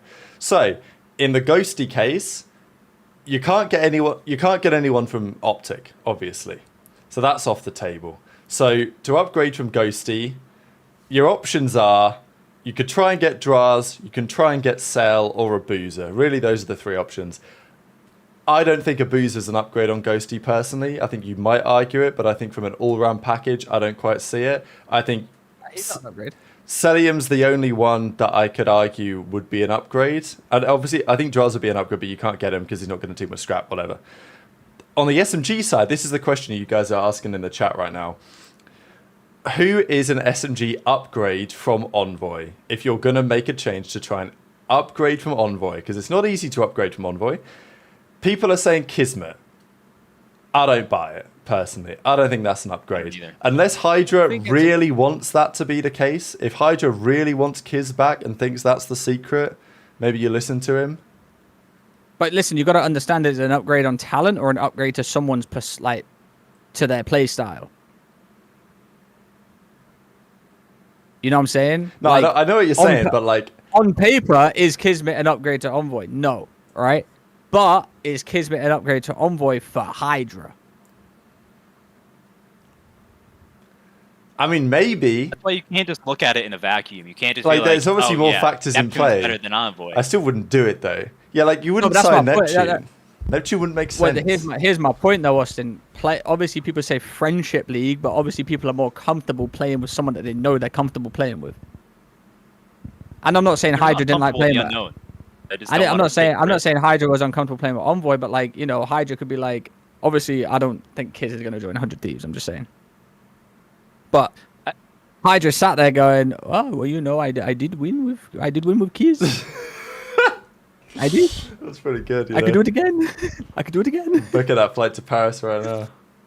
Yeah, that's what I'm saying. You know, roster changes are weird because you don't know what you like. It is the unknown. Like, especially with, like, even Scrap and Hydra. That was still the unknown. Like, we knew they were very fucking good players, but like, you know, there was also a chance. Yeah, there was also a chance that they might not work together. And has it worked? In some aspects, yeah. But at the big event, no. And, you know, next year, if it doesn't work out the next big event, Austin, you could see them split. because maybe maybe it's just not working out in the bigger grand scheme of things. And the poll is pretty tight here. 55% yes to dropping Envoy, 45% no. And that's my point. Deck, is would I take Envoy over Kiz? Yes, I would. But you look at it like, has Hydra had more success with Kiz than he has Envoy in a year? Yeah, for sure. So that's the way I look at it too. But obviously roster changes are all dependent on, the talent at the time. I don't know if Kiz's stock is like that anymore, so we'll see. And let me just fix something too. The best team at the start of the year, the most talented team at the start of the year, usually doesn't win champs. Like OpTic was the most talented team this year at the end, but at the beginning, like everyone thought Thieves were going to be the best team. They didn't win it. The year before, everyone thought Toronto was going to be like a super team, or Atlanta because they just got Drazah, and it ended up being OpTic. So like it usually happens like that, whereas like the team that actually works the best together with all their pieces is the team that like that sounds obvious, but that's usually how it goes. You can stick a bunch of superstars together, and if they aren't playing together, then you just respectfully you can't just kill everything and win the game. Like we're not playing TDMs. That's why I think like Joe makes sense. Yeah. Joe does. I get Joe. The thing is for Joe is like they did literally drop him for Envoy, right? So there's also a little bit of but it's a little bit different now. I know it's different, but also you got to understand how humans work, right? Like humans don't like to do that. They don't like to admit mistakes. They don't like to go back and admit like a fault, But I do agree, like objectively, that if you get Joe Deceives for Envoy, I get it. I would probably pull the trigger on that, depending on what Scrap and Hydra think. I mean, also to the guy in the chat, I was responding to your comment, Austin. Like, even when OpTic picked up Merc, respectfully, FaZe were still the most talented team in the league. On paper. On paper, maybe. That's debatable. On paper, they were. In my opinion. They, on paper, like, when OpTic, like, obviously towards the end of the year, like, it's not even close. Yeah. My argument is just, like, there hasn't been a team since Cold War FaZe that you just throw a bunch of superstars on, and then and even then, Alec was not considered like a superstar. You still had a player that was willing to sacrifice for the greater of the team. But like usually the teams that stack talent don't necessarily always work out. They might win a tournament here or there, but like usually the teams that are consistently the best work better as a unit because they just have the team is built a little bit better in terms of playing, like being able to be more flexible, get the most out of each other. Like sometimes star players will have a little bit of a selfish mentality on the map, and you need players that are going to be able to adapt to that.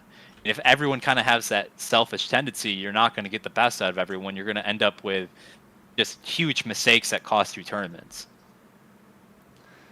People saying Kleenex. Go on, Trey. There's loads of comments in the chat. They're going wild. I was going to say, Harrison says Mercules is more talented than Drazah, in my opinion. That's why I'm saying, on paper, FaZe was still the most talented roster. Coming off a back-to-back, for 1 and 2, had a rough major 3, Drazah gets picked up. I'm still like, FaZe are those people. Merc coming in, you don't know how he's going to play, especially... following the theme of OpTic and their roster changes, it doesn't exactly go well. It doesn't exactly go well for the rest of the year. Now you look at it, you've done the eye test for the rest of the year. Merc's a fucking dog and OpTic are the best team in the game. Like, that's just how it went. It's kind of cool, to be honest with you, that we had 3 winners that went back to back. I think that was sick. See if OpTic does run ship next year. They ain't going to, though. I'm saying since... the CDL. Like people are saying the Dynasty team was always the best team. Well, the Dynasty team won champs out of that 4 years run. Like most of those teams, yeah, that was a different era. But since the CDL, usually the best team, the most talented team that just stacks talent doesn't always win the biggest tournaments. Like obviously, yes, the Dynasty teams back in 2013, that was a very different time. Yeah, That's it's a also why I big said debate. since the Cold War team. I do like you You know, guys that's- because you guys are given so many like ideas for who to drop Envoy for. Like I've seen so many names in the chat who to drop Envoy for, and it's all very interesting to think about it. I think what I find most remarkable is that there's so many free agents, right? Like people are throwing around a Beezy. Get a Beezy for Envoy. Is he gettable? Yeah. Get Kismet for Envoy. Is he gettable? Yeah. Get Simp for Envoy. Is he gettable? Probably not. But like hypothetically, the rest of his team, I mean, it's not going to happen, but you know what I'm saying. It's not like these guys are totally locked up. Get 04. If you want to get him, you can get him. Get Neptune. Get him. Get, I don't know, I've mentioned Kismet already, but if I wanted to get Joe DeCease, maybe he's gettable. Maybe Kleenex, right? So it's kind of crazy that these teams have so many options. Like I think that's what's difficult. I think to replace Ghosty, it's pretty clear. If you can't get Drazah, you get Cellium if you want to replace Ghosty. If you're thinking about replacing Envoy, there's like a ton of options that, you know, if Envoy also knows that he's potentially up for being replaced, then it gets a little bit, you know, it gets a little bit interesting behind the scenes. People are saying Real, Hixie. I mean, we're not doing that. Purge. Real's too big of a risk, I think. You know, I like think if it's not, it's crazy, right? like Simp has played that role the last couple of years. It makes sense. Joe DeCease plays that type of role. It makes sense. 04 might be an underrated name in that role. But like, I just don't see that changing both of those players and then picking up 2 more Slayers for those players. It just doesn't make sense to me. Like if you're getting Cell, it puts you in a box. Like your 4th player theoretically is your weakest link. You just gotta have a high floor for that person. You don't need to have a high ceiling, super high ceiling. I mean, listen, respectfully, if Cell joins the Thieves, you've got the new trio that if it doesn't work, the 4th is just going to keep getting replaced. I don't know, though. I mean, maybe. Probably. What do you mean? Well, the I best mean, they are. yeah, the but best I they don't are know since if CDL. Cell, The best they are since CDL has happened. I don't know if I like this Cellium. And one of the thing, best. bro. That's like, I don't know if it's gonna last. It's cool. It's cool, but I don't know what. Look, we've talked about Envoy. I want to talk about this. Cellium for Ghosty. I'm gonna do another poll in the chat. You'd be listen. I'll be real. You'd be stupid not to take that. Both him and Scrap will need to adjust a little bit, and they need to be open to it. Being able to, they're going to have some rough moments, and you know, I mean, I know December and the January when response they're to this working poll through it. already, but you know, just want to see percentage. They are going to have to change a little bit of how both. Oh, Rab, that's literally a pack-a-punch. Yeah, it is, but obviously Cellium has, like, you know, his comms aren't the best. Right, yeah. Listen, Cell is going to need to do something about the comms, right? He like, I understand him, everyone understands him, but, like, it ain't good enough. His comms need to be better as a professional. Like, we all know that. I think his team knows that. We hear it in our listenings. But it's still a discussion within that team for years. But it's still an upgrade. Yeah. If I'm Scrap, I'm giving up my 99 overall cards. You ain't getting any more 99s with Cell on the team. And that matters to me.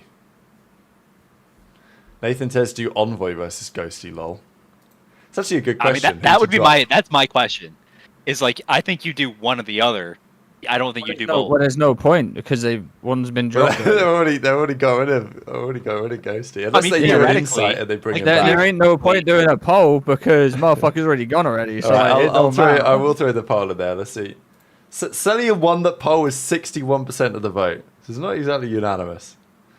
61 taking Cellium over Ghosty. That's pretty unanimous. Yeah, but like, it's not crazy. It's not like 90-10. It's not the percentage I thought it was going to be. Who to drop? Question mark.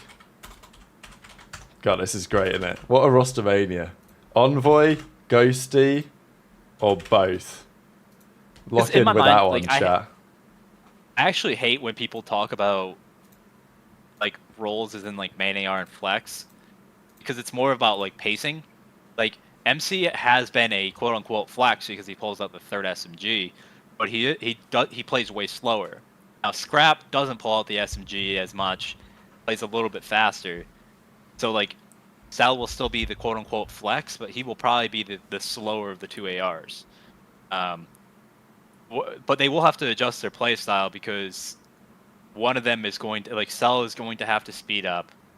He's going to have to play more of like that start of the season, 06 when like Hacienda first came out and he was moving and grooving. Like I've seen him with SMGs a lot in the past, but both of them will have to adapt a lot, and that's why I do think it's just a risk. Like especially if you're doing a two-person change. Like I just don't. It's very risky for the Thieves going into the next year now. I've seen But a you have to Rencor win. for Ghosty shout in the chat. Do you think if FaZe are looking at Rencor that Thieves think, maybe I want a piece of that? I think Thieves are pretty much set. And, I don't think the either Rencor, like Booza Rencor is or, the scrappy player, you know. Like I don't think they Yeah. they don't need a Rencor. They need a slower AR to complement Scrap. And I think Ghosty kind of mean- was that guy, to be honest. Listen, Yep, everyone, Ghosty has been dropped. I'm putting Here's the Rencor in for fucking passion, baby. Bring the passion. That's why Bring that Dude. Spanish passion. Arriba! Straight you in have- there. if you have a Booza and Rancor on FaZe, like that's a good duo in terms of like how they both play. That's a And- cultural team, twin. I know, but they both have good Spanish, English Belgian, comms. American. You gotta have another nationality for the fourth player now. Can't be American or Spanish. Then Or... buy an Exned. Yeah, yeah. Rencor is him. I think that's a good team in terms of how they play. Because you have Rancor, who's like a really like fast moving to image output AR. You have a Booza, who I think is like Right, who do you match with Simp then? from the talk that's coming out of that camp, they want like an 04 type player to initiate Simp a little bit better. That is the rumor. I mean, I don't So know. do they if want would an want- do they want an 04 type of player, or do they just want 04? I mean, I think if Envoy's on the market, I think Envoy makes sense there. Oh, interesting. Interesting. Envoy and Simp, do we like that? Interesting one. It's just a weird phase team for Simp. I think any team you put together this offseason's gonna be. You're gonna say that Dan. Dan's gonna be. That's a weird team. When OpTic and Thieves have so much talent on their teams, that third team is always gonna be a. Let's see how it goes. Because that's literally what Vancouver and Toronto was this year. Joey put Twin gonna be banging with Le. Crazy times. All right, you guys are cooking in the poll. This poll was really interesting, who to drop. So, you guys went 41% drop both of them, Envoy and Ghosty. Damn, you guys are really trying. I should have probably put neither as well, but whatever. Envoy 32%, Ghosty 26%. So only dropping Ghosty is your least favorite option, and that is currently what they've done. Okay, so Simp SMG partner Jason. on FaZe. Is it 04? Is it Envoy if they can get him? Is it Joe Deceives? Or I guess we should put Keeper Beezy, right? Maybe I'll do that. I'll do that. See what you guys think about that. Throw 4 options in there. Yeah, so that's fascinating. Right, so listen. Go on, Trey. Simp's SMG partner, right? He's done it with a BZ. All right, now we clear wants a change, so he obviously wants someone slower. Let's be honest, he wants someone a little bit slower. Yeah, maybe Simp can up the pace. Listen, I love Maybe Envoy should for the put Simp. Neptune in there. I love Envoy for Simp, but I really think 04 could do a fucking job for Simp. I think he could do a job. I think those are the 3 main targets. It's 04, Joe Deceives, and if Envoy's a free agent. Like I feel like those are the 3 that they have to decide between. Yeah, I mean, the thing is, there's so many options, guys. Like, as you guys are saying, you're going to throw Kleenex in there. You're going to throw Neptune in there. I get that as well. I do get that. On paper, I kind of see it, but also I think Simp will have a... Simp's played for BZ for so long, like he will have a distinct idea of what he wants to do differently. No Gwyn, question mark. You know, we've got Real, we've got Mac. Viper says, does Gwyn just not exist? Do people really rate Gwyn? I do, but I just don't think he makes a lot of sense on some of these teams. Respectfully, I rate Gwyn, Mid. but I'm not whacking. I'm not whacking him with Simp and Hydra right now. No. I think he's just a tier below for the teams right now. I feel like he's like once the top dominoes fall, I feel like he's in that secondary team tier. That makes sense, and I feel like if he has another good year, then he'll take that jump up. But I feel like he did have a little bit of stock damage at the end of the year. Like I feel like that his stock kind of came down when that Carolina team was just god awful. They didn't have a good EWC, and he obviously had that one map where everyone thought he was just really hardcore kill whoring. So I feel like his stock took a little bit of a hit. And the reason why I think Real is a little bit of a risk is just because we haven't really seen him be like super successful for a long period of time outside of this Miami team. But you could say that about a lot of players. That's just why I think like there's so many top SMGs right now that are free agents.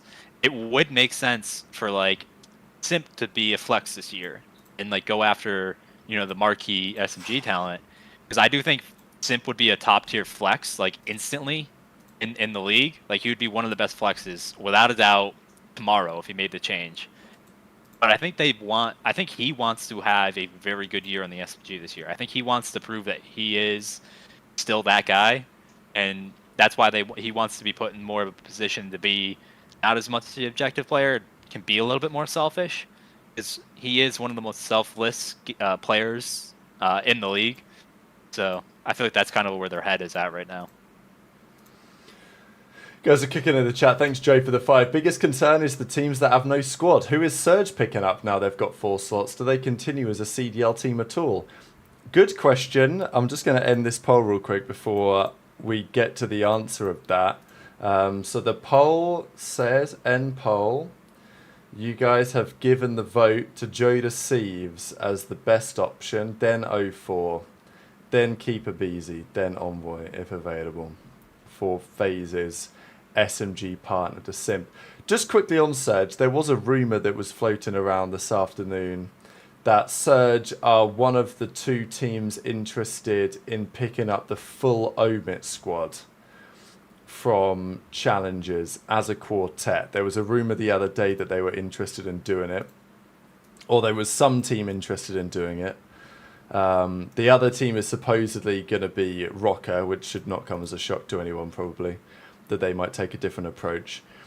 But yeah, Surge is a really interesting one. And also I think there are valid questions in the chat about Neptune. Because, okay, we've heard Abuza maybe linked to FaZe. We've seen 04 maybe linked to FaZe. I've not seen Nasty linked anywhere yet. But the surprise is Neptune, really, right? I mean, he was their best player. Maybe teams don't really need a player like Neptune, or maybe they have some, as you said earlier, right, Austin, opinions on the fact that he had a couple of stints and it hasn't always been great. So maybe they're a little bit worried for next year. Maybe he's a Rambo Ray merchant. You know, people are going to have opinions. But it's definitely real interesting that there's so many players of a top caliber available. It's tough to imagine that Surge won't at least have one of those guys left. You'd think that they at least keep some of their team. Oh, I don't think this makes a ton of sense for Surge for me. Surge are owned by one of the most wealthy families in Canada. They like have money behind them. So I think Surge will try to rebuild off of some of the pieces they had left from last year and try to pick up some new talent around them. For teams that came in from more of like the CS League of Legends side of it, like the G2s and the C9s, I don't know how much they want to spend. I have a feeling it's not as high as some of the other teams. So I do think this does make sense for one of those two teams, especially if C9 sells off Sib. But C9 did get linked to Craze, Hercules, and I think Bomba originally. In stage 4. I don't know if you remember that, but they were actually linked. They were trying to get Craze. They were trying to get Mercules, and like the contract, there was a contract dispute which led to it going the other way. So I could see that happening for the G2 side. I don't see it happening for Vancouver really. I think they're going to be more of a player. Gentlemates is going to be more of a player, and Falcons will be more of a player for some of these the next teams up for getting top talent. To be fair, chat asked for a Rambo Ray tweet check. We are going to do it because it's actually a good time to do a Rambo tweet check. Because congratulations, Ray. Look, he's had a baby. So him and his wife and kids, hopefully they're all well. So Rambo took a little break off tweeting. He didn't tweet much. And then he just dropped a banger on the timeline. He's dropped back-to-back bangers. So no, he's still going. Look at him go. 19 hours ago, Rambo's done another tweet. That's my goach. That is my goach. So yeah, a little Rambo Ray tweet check. I've also just seen Major Maniacs called it a day, I think. Yeah. He's officially retired. Just seen that hit the timeline. Man, my generation, man. I know, they're all gone. He did the classic. He did the thing when he sits down in the chair at the start of the video. I think it's pretty funny. Like he does the classic. He walks in from the right and he sits down. I don't know. I just find it funny that they always do this. Don't miss, don't lose. Quality player though, Major Maniac. He had his time on FaZe. You know, you had some. You coached him, Austin. Yep. Well, congrats to Ray. Congrats to Mike, both of you guys. I know Mike was coaching at the end of the year.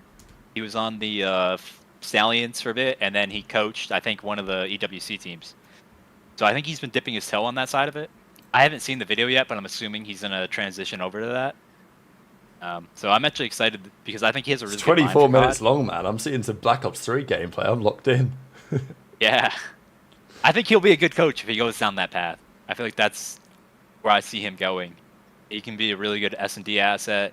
I think he just has a really good mind for the game, so I think that's where that makes sense for him to go down. Yeah, man. Another one bites the dust tray.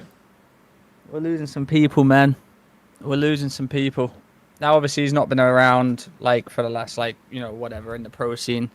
He had his one stint on Boston Preach. Oh my god, I forgot about that. That was not a good one. Which was not a good one. Let's pretend that never happened. Shout out Major Maniac. But yeah, no, like I said, we're losing a lot of people. You know, A Gen G team will always be in the back of my mind. That team was way better than their parts. No, that team was nice. He had his moments for sure. He had his time on Rocker. who was it again? Morks, Major Maniac, Havoc, Envoy. Did Brack come along with them? No, Brack was on LG. Was it Sky? No, it wasn't Skies. Who I was gotta the look it fifth up. on that team? Hey, you said Morks. You guys can beat me by the time we get there. Morks, Havoc. Was it Nagafen? Maniac. Oh, it was Nagafen. It was Nagafen. Spacely was Great on the team shout. for a little bit. Yeah, oh Can't my remember god, the who. Spacely days. I remember doing the gameplay breakdowns on my channel of when they were just unbelievably godlike at search with Spacely. Like, do you remember when they had Spacely and they would win every search but be shit at respawn, and then they dropped And then they Spacely dropped him. for Naga, and their respawn got way better and their search was terrible, and then they put it back in, I think, and then their search became godlike again, and it was just like this, insane flip-flop where when they had Spacely they were just unbelievably godlike at search and sucked at the respawns. There was a tweet that came out of that was like a gold. Spacely put out something where he was just like, Yeah, I think I'm like 19-0 at S&D, but I still get dropped on my neck. Yeah, yeah, it was crazy. Yeah, Jet Li, he was on the Midnight Esports team at the start of the season with Envoy. Spacely didn't lose an S&D that year. Yeah, it was a crazy time that season for sure. He must have lost one search at least. Anyway, I think you were going to say something, Trey, but I think I interrupted you. Right, I've interrupted you, but it's not a BenJ interrupt, and that's what I appreciate from you and vice versa. Because Damn right. I went on the flank the other week. You know, I'd be explaining the story. You had the experience, the BenJ interruption. Oh, it was fantastic. You know, I could do nothing but laugh. You know, I was getting really fucking in depth. You know, having a really good convo. He would butt in, and I'd look over at Tommy's camera. He starts butting out, like bursting out laughing. And you just gotta take it. You just gotta accept it. That's BenJ Nassim, the fucking CDL player destroyer. You're all fucked. Wait, that's me. I just saw me in the video. Oh my god. Wait, hang on. You seeing this? Oh god, this is gonna be awful. Look at the hair. Look at what's about to come on the screen here. Fucking hell. Oh my god! Oh wow. my god! That is. we are throwing it back. We are throwing it back. These are like the. Wow, this is. You can't be serious. What did Shorston make this? Who made this bloody video, man? Probably. There's no way he went back in time to find this bloody video. Rab, you look like a Rab. You literally look like a fucking rat, mate. You look like you just been dragged out the sewer. I wasn't gonna say it. Oh, these were dark times. These were seriously dark times, chat. Oh wow, I remember that bloody chair as well. That's the funny thing about this is how I've forgotten to change the text on the right underneath my face, and I've had to put an overlay of a screen grab, so then the stupid background I've got just doesn't even work with it. God, wow, this is. I mean, look at me go with the spreadsheets though. You got to think. Early BenJ Nassim. Group H. Those are like on the COD champs rosters. Oh, I guess these are my predictions, right? For the you got no play back then. Yeah. Be honest, you got no play. I mean, bro, we were stuck in the room playing COD. I mean, I was. Rab, you weren't getting. It was negative play. If you had Tinder back then, Rab, you weren't getting no matches. It was good. Nah. I actually didn't because I was just locked the fuck in. You look like a dog chew toy.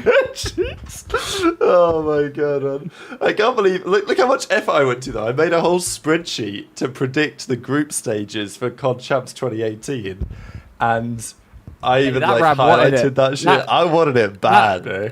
That Rab wanted it. This Rab is lazy and I mean, look, you can see I've got that one in. You have Major Maniac getting eliminated. Yeah, I did. Obviously, I called him to get. I mean, I don't really want the zoom. I can't believe I actually made a video of my hair looking like that. But is that it for me in the video? Damn. I need a new one, right? Like I'm hoping towards the end we get like maybe a more modern. Dude. Maybe we get a new clip, you know.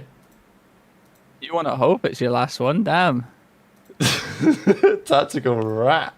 Tactical rat. Alright, well that was fun. Tactical rat, you know. Unbelievable spreadsheet. There you go. Anyway, so congrats on a great career, Major Maniac. Glad I could have my part to play in. I hope you're proud of that. I hope you're proud of that video. Tactical rat. Now he just shows the saliva cards. Yeah, I wanted it, man. I was making spreadsheets and shit. Now I just turn on Twitter and see what's come up. Crazy how times change, you know. All right, I've got a spreadsheet. Speaking of spreadsheets, I've got one. Here it is.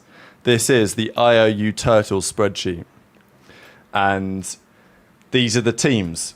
And we're going to make a couple of teams. So we made some teams last week, Trey. They weren't great.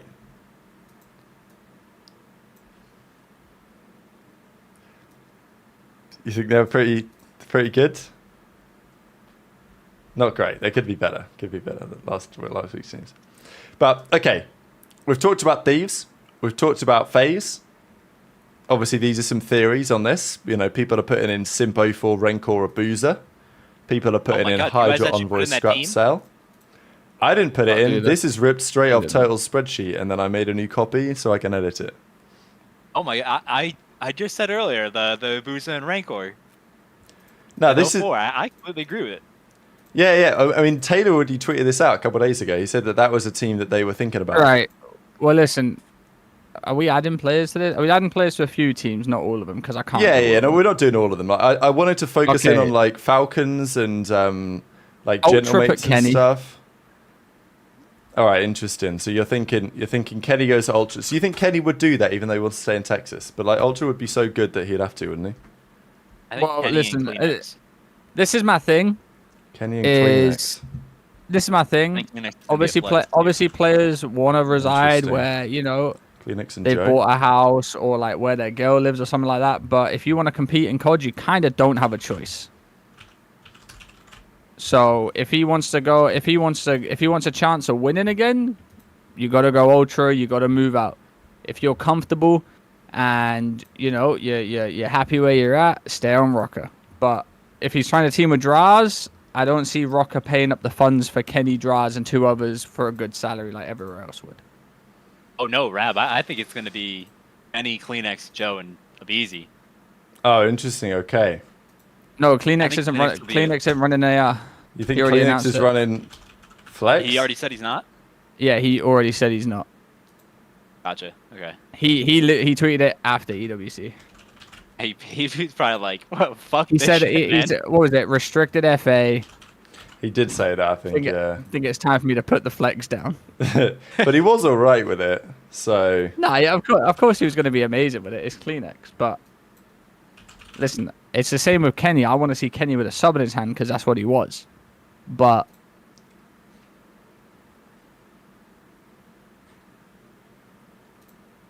yeah, I think he replied to his thing. Yeah, I think I'll Falcons find it real get quick. Dib. I think Yeah, he tweeted that out, ended up happening. GG Surge Heretics, placed up 3 EWC. It still doesn't feel like it, blah, blah, blah, blah. Might be time to Appreciate flag up the Koi, flex fans early. coming out. Now time for the off season. We'll see where the next season starts. Might be time to hang up the flex early. Jordan Lynch says, is this the same Easy Mac that does the stats for Halo? Yep. Well, Yeah. That's our guy. All right, let's Could you get back see? to Could you this. see Ghosty Okay. go? Could you see Ghosty go into the Falcons? So let's do the Falcons, shall we? So, all right. So if I'm putting a BZ there, I've got to find somewhere for Kleenex to go, which is a little bit difficult, really. I might put him on Cloud 9. Kleenex could also go to FaZe for 04, in my Yeah, opinion. it's also an option, maybe. I don't hate that. Then it's just a bit. I like bringing if I'm gonna bring a boozer, I think I bring 04 as well. And Kleenex goes to Thieves for Envoy as well. let's see. Listen, I think Kleenex is a very underrated player in terms of the. But that in would terms would of what- require them admitting they brought the wrong guy. Again, it's what I'm saying. It's human nature. Like Scrap won't want to do it because it'll be like, well, I brought Envoy. So, I think yeah, you're for right, Lion. Vegas- Different easy back. I think for Vegas, the most obvious ones would be. I think X's back on the SMG. I don't think he played well in the AR. Oh, I think Turtles as put much as, Kleenex up on Gentlemates. Interesting. I mean, that's just like Yeah, that's where I guessing, see him. obviously. But yeah, interesting. I think as much as I love Alec, I don't know if Alec will be on the Falcons, but Right, I do he's think not. they get Sip. it's, I think it's okay. Sip. I think Sip goes there. So Sip I think it's goes there. Sip, Gentlemates. Xnid, and on the SMG, Pred on the SMG, and then I think they have like an AR spot open, which is why like they're always rumored to be in the MC sweepstakes. And What about Sib and Ghosty? It's a good duo, no? yeah, For Gentlemates, I think Faded they'd rather duo. have Cobra. No, I was thinking Falcons. why has he not been on that team? I listen. I think Do they Gentlemates have gonna beef? pick. Cobra. Is there something I don't think know? so. Because he's never even in rumors for them. They were dying for talent this year, for any talent, and they. This is my thing: is I don't want to do too many teams because we could sit here all night and be like, yeah, this is who they could pick up. This is who they could pick up. You know. No, I I mean, get it. want It's him just beyond. interesting. I want him there. I want in my mind, I want the regional team. So I'm thinking, the Falcons, Gentlemates. I want them to have a representative from their region. I think Cobra goes to Gentlemates, and I think Afro goes with him in place of Nep. So I like Nep, that. Kleenex, Cobra, Insight. It'd be Afro, Kleenex, Cobra, Ghosty. Ghosty. Okay. I like that. That's a much better team than what they had like this year. I like that. You think Kleenex would finesse Insight on there anyway? I mean, he probably could, but like, I'm betting him on that. I just don't know Generational if they're just finesse. a locked-in duo. Makes it a full That's European awesome. team as well. and then Insight could probably go like Cloud9 or something. Nah, Kleenex is bringing Insight if they do that. They're gonna finesse And honestly, the full European thing to. People for want us to Rocker, put on. you could just take off Ezreal and just put the Trey ultimate team, honestly. Yeah, Trey there is hasn't the said rumor on that. shit. Trey hasn't said shit and goes, well, we don't want to do all the teams. It would take long.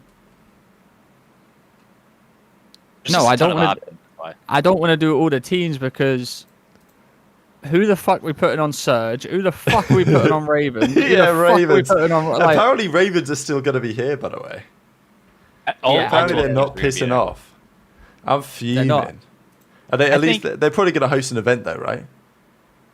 I yeah, bet like- you that Ravens like, team yeah. is what they're going to try to do what they were rumored to do for EWC. I think they rate FDOT and Afro and Oh, interesting. Cobra. They could do it then. They could Oh, be in the. I know what NFL. I You know think what they Slash- rate You us. think in. Slash is? I know what They they rate rate a us minimum. in. and it's saving the fucking dollar. they do. They do rate a minimum salary. Yeah. They fucking love a good old min over there. They do. Nep and Nasty running it back. I think Cloud9. I mean, what did Cloud9 do? I don't think Cloud9 wants to spend any money either. Fucking Well, break listen, us the thing all. is- And the thing that- with Vancouver is you have to be in Vancouver, and I think players are just like, fuck that, which is why I think 04 was putting on that he was moving out of his apartment Oh 2 months yeah, before it was actually that moving. is a He good was just point. like, Yeah. I'm fucking out. No, he does want to go. He is definitely going to try and get that phase offer if he can. I don't blame I will him. announce this to you. There's not a single player on the Surge that wants to be in Surge. I'll just say that now. Well, there you go. Personally, they like living in Vancouver. They hate it there. It's a nice city to live in, terrible to play from. Yeah. For it's one of the nicest Canadian cities I've ever been to. Like, I love Toronto, Montreal, Vancouver, but like I competing in the CDL, that is one of the worst, if not the worst, places you could be competing from. It just you're just in a tough online portion. I'm not of the gonna league. lie. And practice. We've kind of cooked with a spreadsheet. I'm not gonna lie to you. You think there's some decent teams in there? It's not bad. Who did Breach get as their other AR? If they do keep Snoopy Purge Cammy and they just trade out Wake. If they're smart, they try to get Mamba. I don't know if that interesting. team will It want to split. would have to be a challenger. I'm thinking. Who am I thinking? Loki, you know who don't have on here anywhere? We should Oh, put Johnny Courage in played. here. Played really good. Yeah, Johnny's coming back. I'm putting Johnny on Surge. It seems like a classic little. There you go. I like that. What about with him and Kremp? I think that's not a bad Oh, start. little We Johnny also don't have Kremp. Gwyn anywhere. Little Johnny Kemp. Gwyn just. Johnny. Johnny Kremp Gwyn. Put little I Gwyn. don't think C9. Gwyn's going back to the Royal Ravens. All right, we get it, chicken. We get it, chicken clips. You want Geo in with Breach, Yeah, but I'm yeah. putting Illy. Illy? Brother. I put Geo there. I put Geo. Rab, we ain't trolling. I put Geo. No, we're not trolling We're it. not I'm not trolling. No, on that's League not- of Air this week. Look, it's Listen, sitting pretty with the cap nice and. I'm at nice a and long. buzzball. I'm off me fucking chops, mate. We ain't Well, doing that. Look how much left there is in Do we there. think Perch stays on the SMG? Oh, He was an AR coming into the league. He switched over to the SMG Listen, because Listen, whack Geo on the Breach team. It just makes the most sense. Cloud9, give me Nasty. right, yeah. I see it. I think Nasty Neptune stay together. They pick him up on the cheap. Cloud9. Neptune, Gwyn, Nasty. My thing is, Nasty deserves a better team. I could actually see. The thing is, like, I love Sib. I just feel like Nasty has been a better player this year, and I want my boy to get the bag. You know what I'm saying? Yeah. I rate that. I don't know if he's getting the bag from Cloud9. They're not going to do a bag though. Well, that's my thing. This is my thing. Is that with all these teams, like, where do they fit? Like, there was no one besides Neptune on the Surge team that was like an out and out superstar. Realistically, you know what I'm saying? That's what I'm saying about the team. As a 4, they just work so fucking well together, and I would love to see them on a different team. Not on a different team. I'd love to see that team stick and go to somewhere where they're actually making a lot more money. Who's their AR duo then? What do you mean? Oh, Raps through Informal. Okay. Raps fucking off one. Listen, Formal is duo. not playing. Formal is not playing COD, bro. I promise you that. Yeah, he is not coming back to this. Sneaky pick. Don. I could see Legend going the Gentlemates. I could As a sub. definitely see that. Yeah, who do you think he plays? Yeah. I think he'll be. I think he would probably be a substitute, but I feel like he's interesting. an SMG. Okay. I think he's. I can see that going the Gentlemates. I feel like Rap that makes a lot of list. sense.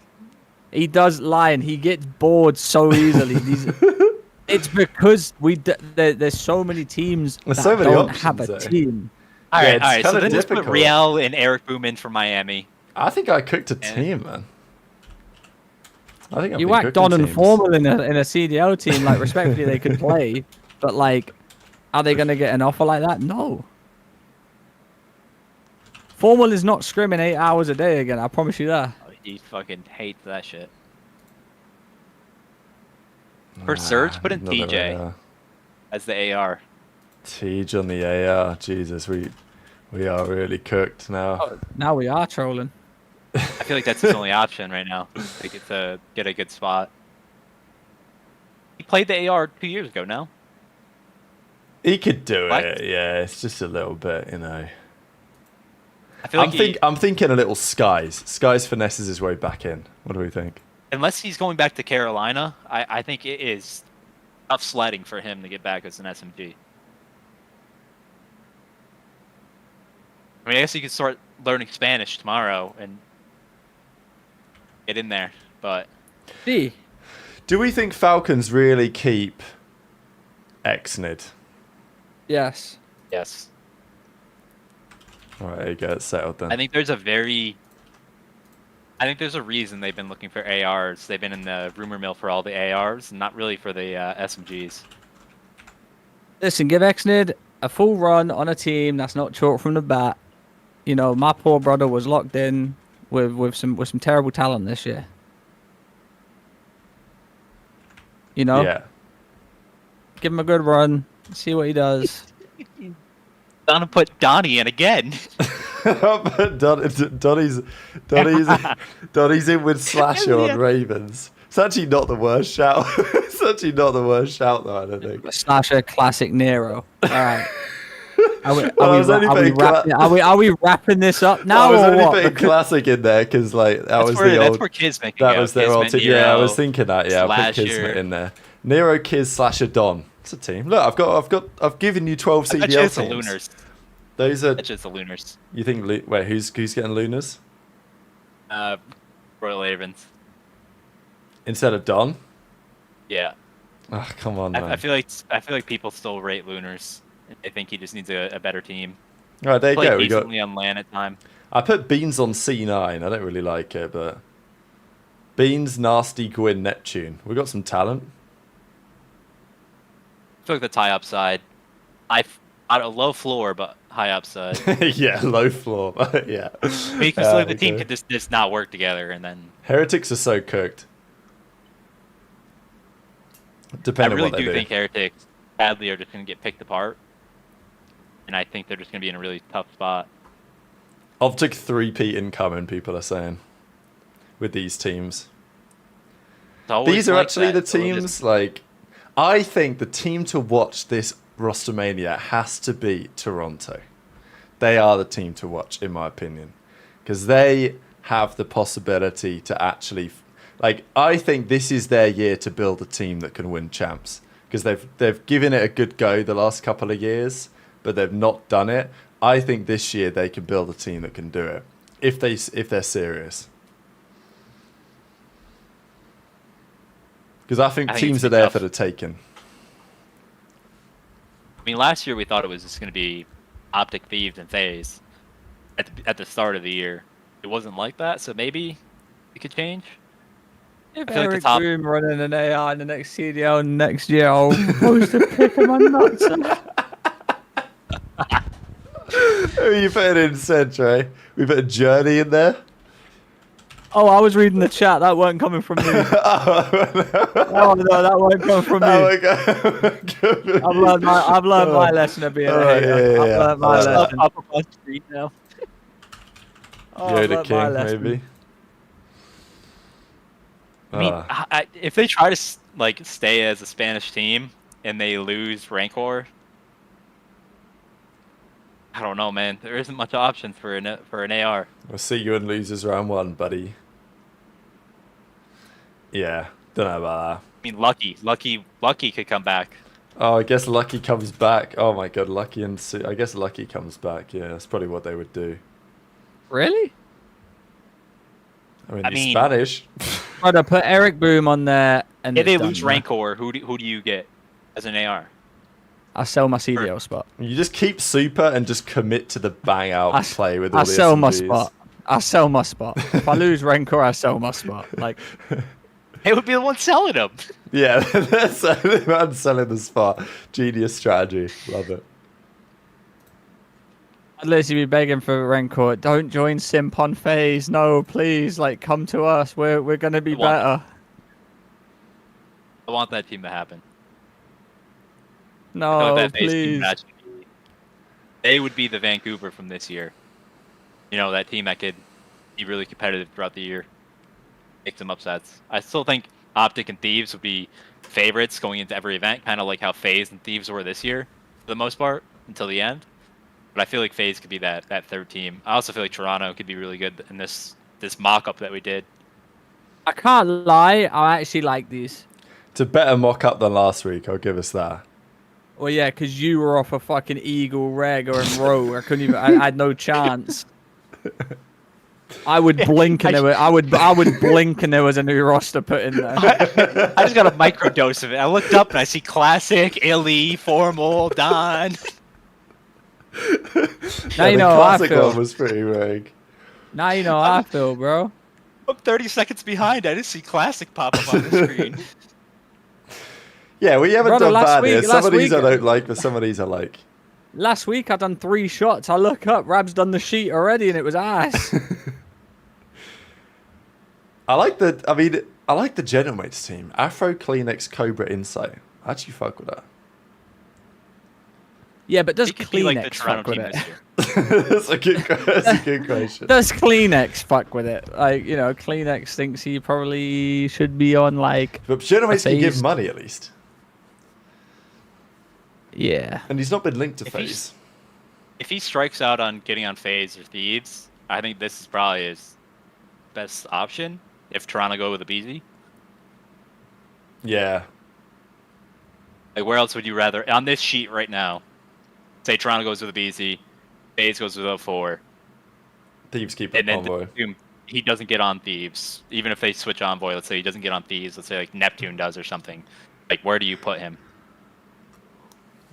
I feel like that's his. Unless Falcons spot. get him. But I feel like Or- he would be in purgatory on Falcons.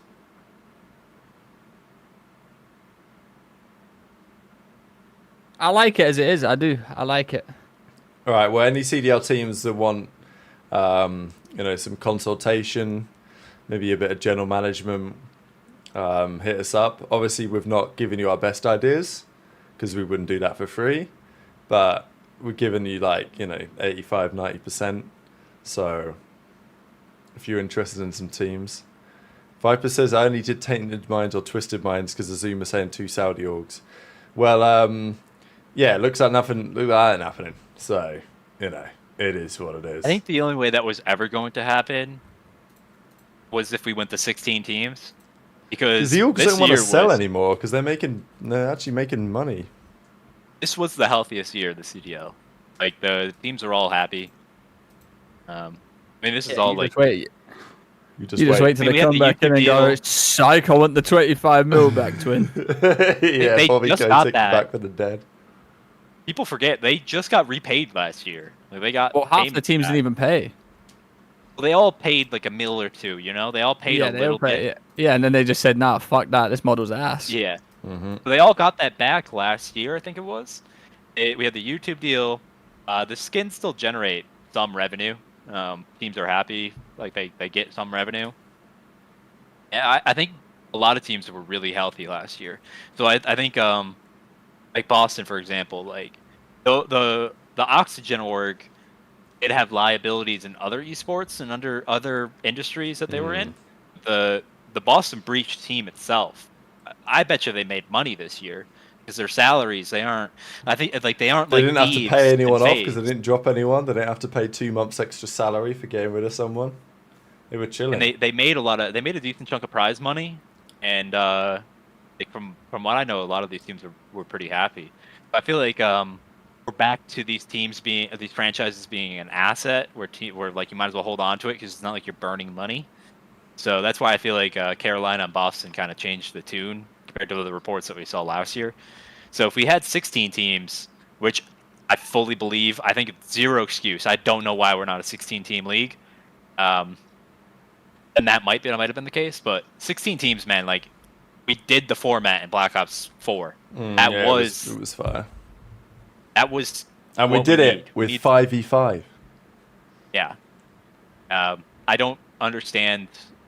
I do understand why there's not 16 teams, because then you have to split the pie 16 ways, like in F1. I understand like the thought processes behind the negatives to expanding, but the positives, it's the same argument people make for YouTube and Twitch.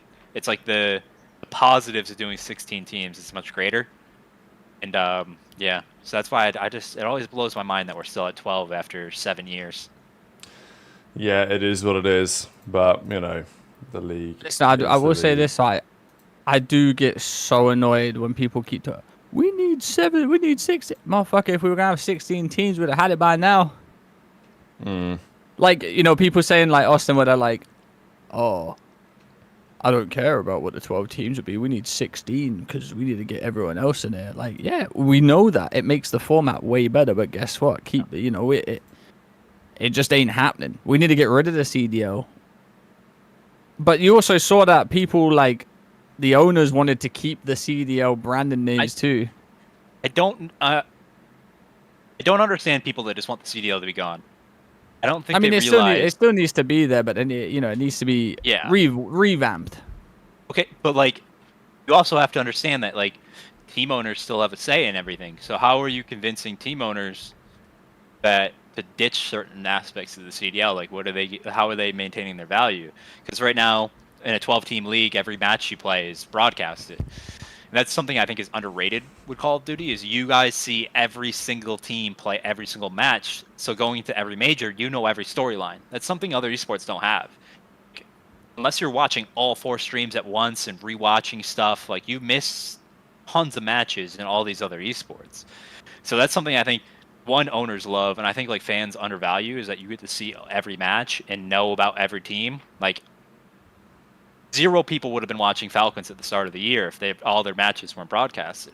But everyone got to watch them, know the storylines, know, what they could be, what they are now, and all that stuff. So I think owners like that. They're always on broadcast. So how are you replacing that? With 16 teams, you're splitting prize pool, sponsorship, skins. You're splitting all that 16 different ways. So how are you're banking on those 4 teams providing so much value that it lifts every boat in the water, Hear me out though, right? It was a monopoly at the start, okay? The only way you could do it is if you bought a spot, correct? You had to buy a CDO spot. And now they've just gone, take the money back. We don't, what Yeah, but it's CDL still spot. you're still buying a spot. You're just not. Yeah, but this is my price point though. tag is Like, different. we got Rafi in the chat, right? Rafi can cover salary for players and what he needs to cover essentially. All right, that's pretty much all you need to do. Salary, and then that's pretty much. Rafi ain't covering 25 mil for a spot, but now there ain't 25 mil for a spot. Rafi can cover it.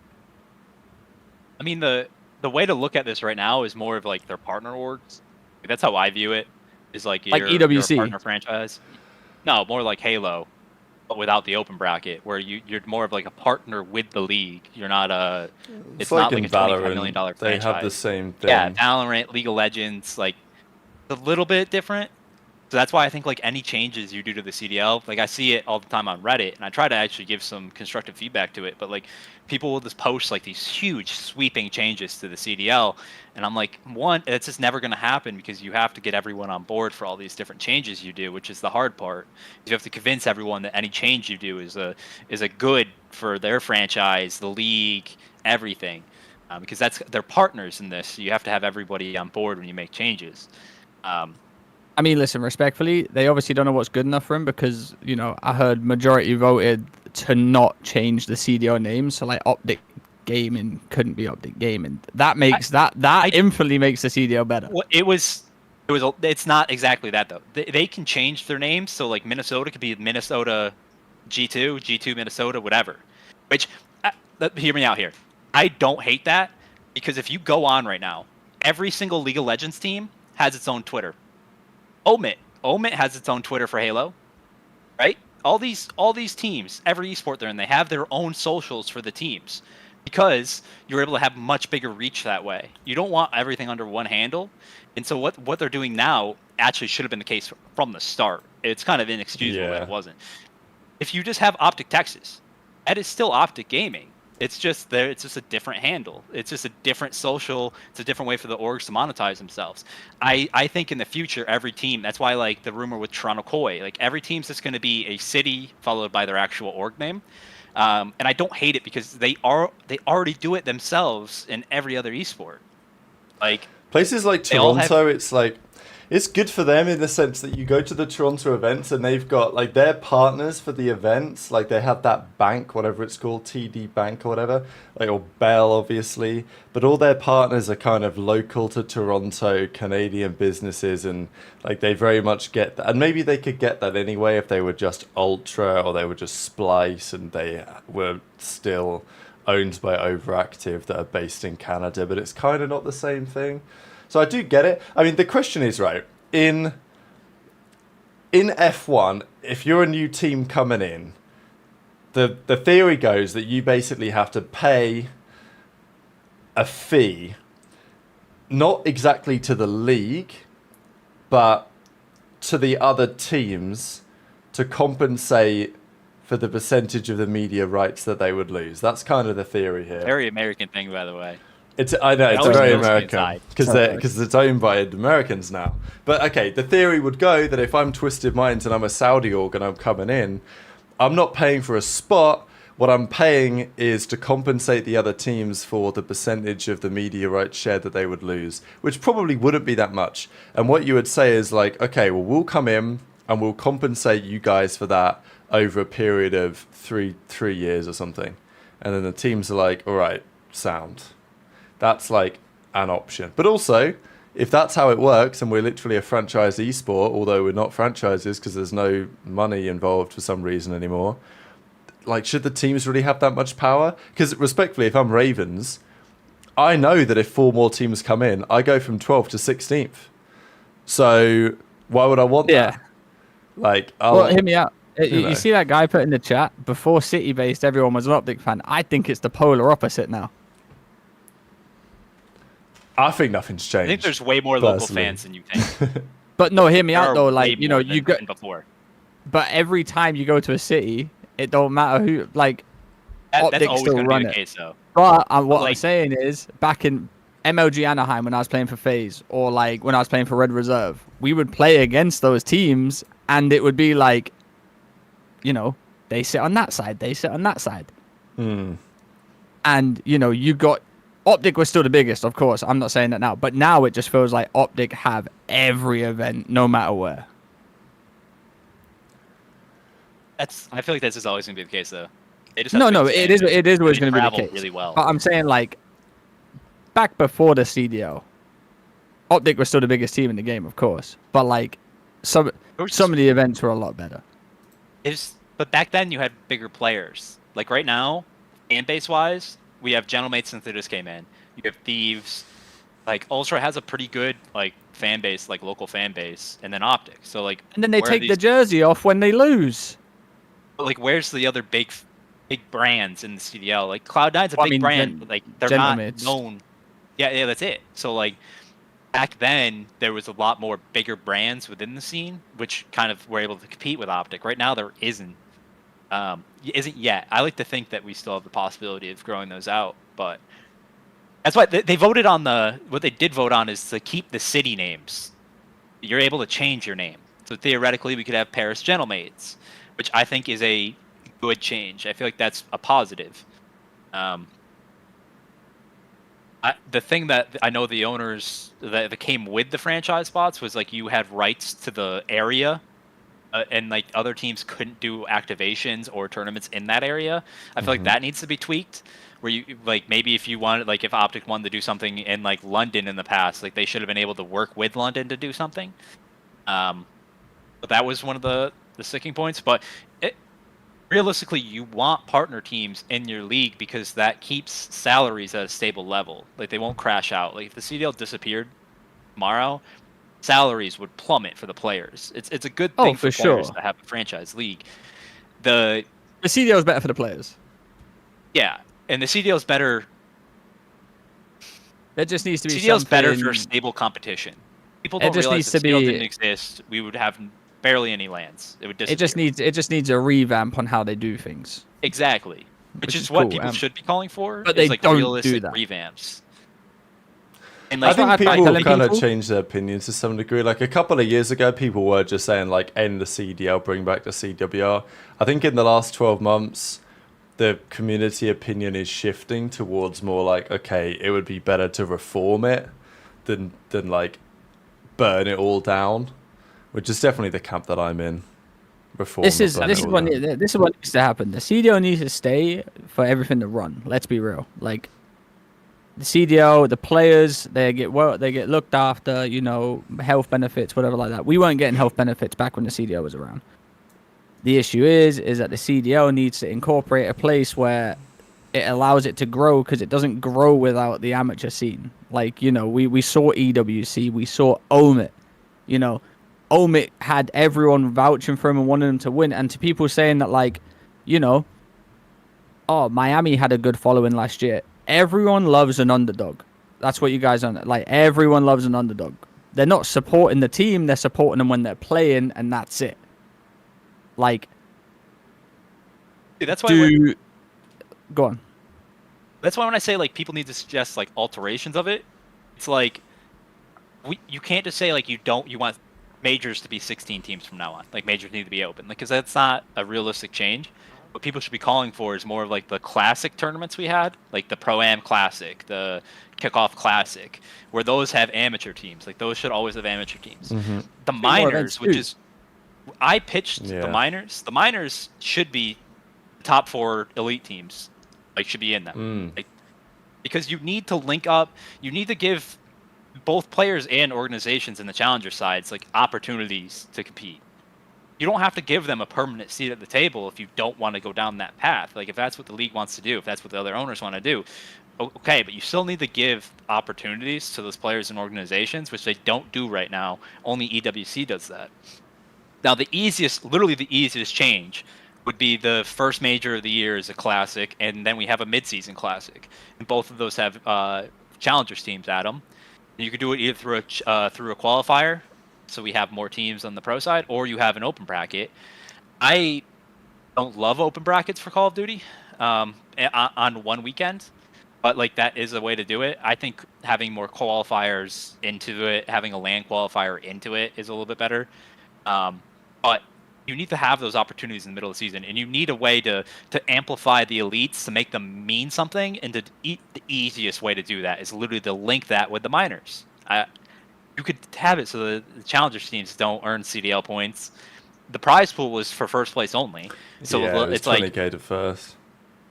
It's odds are challenger teams aren't winning that. It's not diverting any prize pool away from the pro teams. It's not diverting any CDL points. That is the easiest change they could make tomorrow and should make tomorrow if they want to make challengers have a little bit more of a lifeline moving forward. I mean, we could do a whole goddamn episode on what the CDL could do. I mean, let's be real.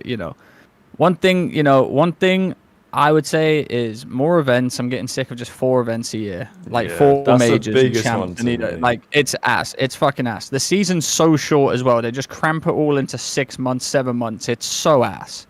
If you're gonna do 4 majors plus champs plus a World Cup, which isn't like, we obviously want more events, but 6 lands is okay. But it should be 6 lands over at least 8 months, if not 9 months. Listen, I'm not like Ideally, I was 7 against. lands. Listen, I was against challenger teams being involved in majors when there was a buy-in of 25 mil. That's when I was against it, because obviously a team has paid for that luxury. Okay, let's be real, they did. They paid for that luxury. It was a monopoly. But like, imagine now, Austin. You have an elite before the thing. The top 4 teams from the elite, they get whacked over there anyway. Do a little bracket play. I think that'd be kind of fire too. That's why I want for the classics. I want like those to be like that. I just don't think majors will ever be like that though. Probably not, just because they have to make CDL points. But like, even then, you're a professional team making a living. You shouldn't lose to a challenger team, respectfully. In my mind, we have 12 teams. Probably 6 of them are slightly better than challenger teams, and that's pretty much just because they have better practice. And like, but the top challenger team could easily come in and play at that level too. And this isn't me docking talent or anything like that. But if you're a CDL team making $60,000-$70,000 a year, you're making a cool living versus, I don't know, let's say the Omit team who, I don't know what they're making or if they make or whatever like that. But let's say they're not making anything, and they don't work, but they're just throwing the love of the game in there. You still shouldn't lose to a team that has a coach, analysis, getting paid full time, living together.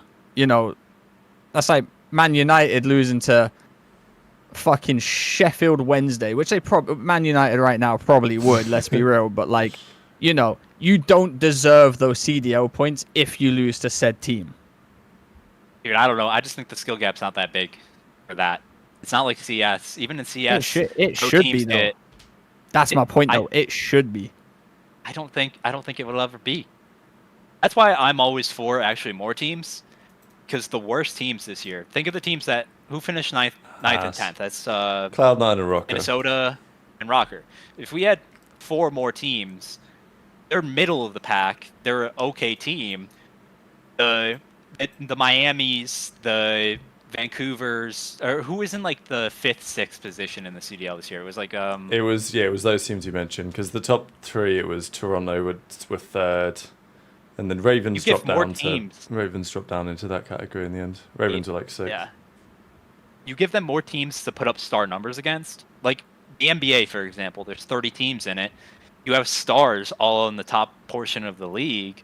And it's because you have more teams to put up against. If we only had 10 NBA teams, 12 NBA teams, they would think, even if you were the 12th best team in the NBA right now, like think of Milwaukee.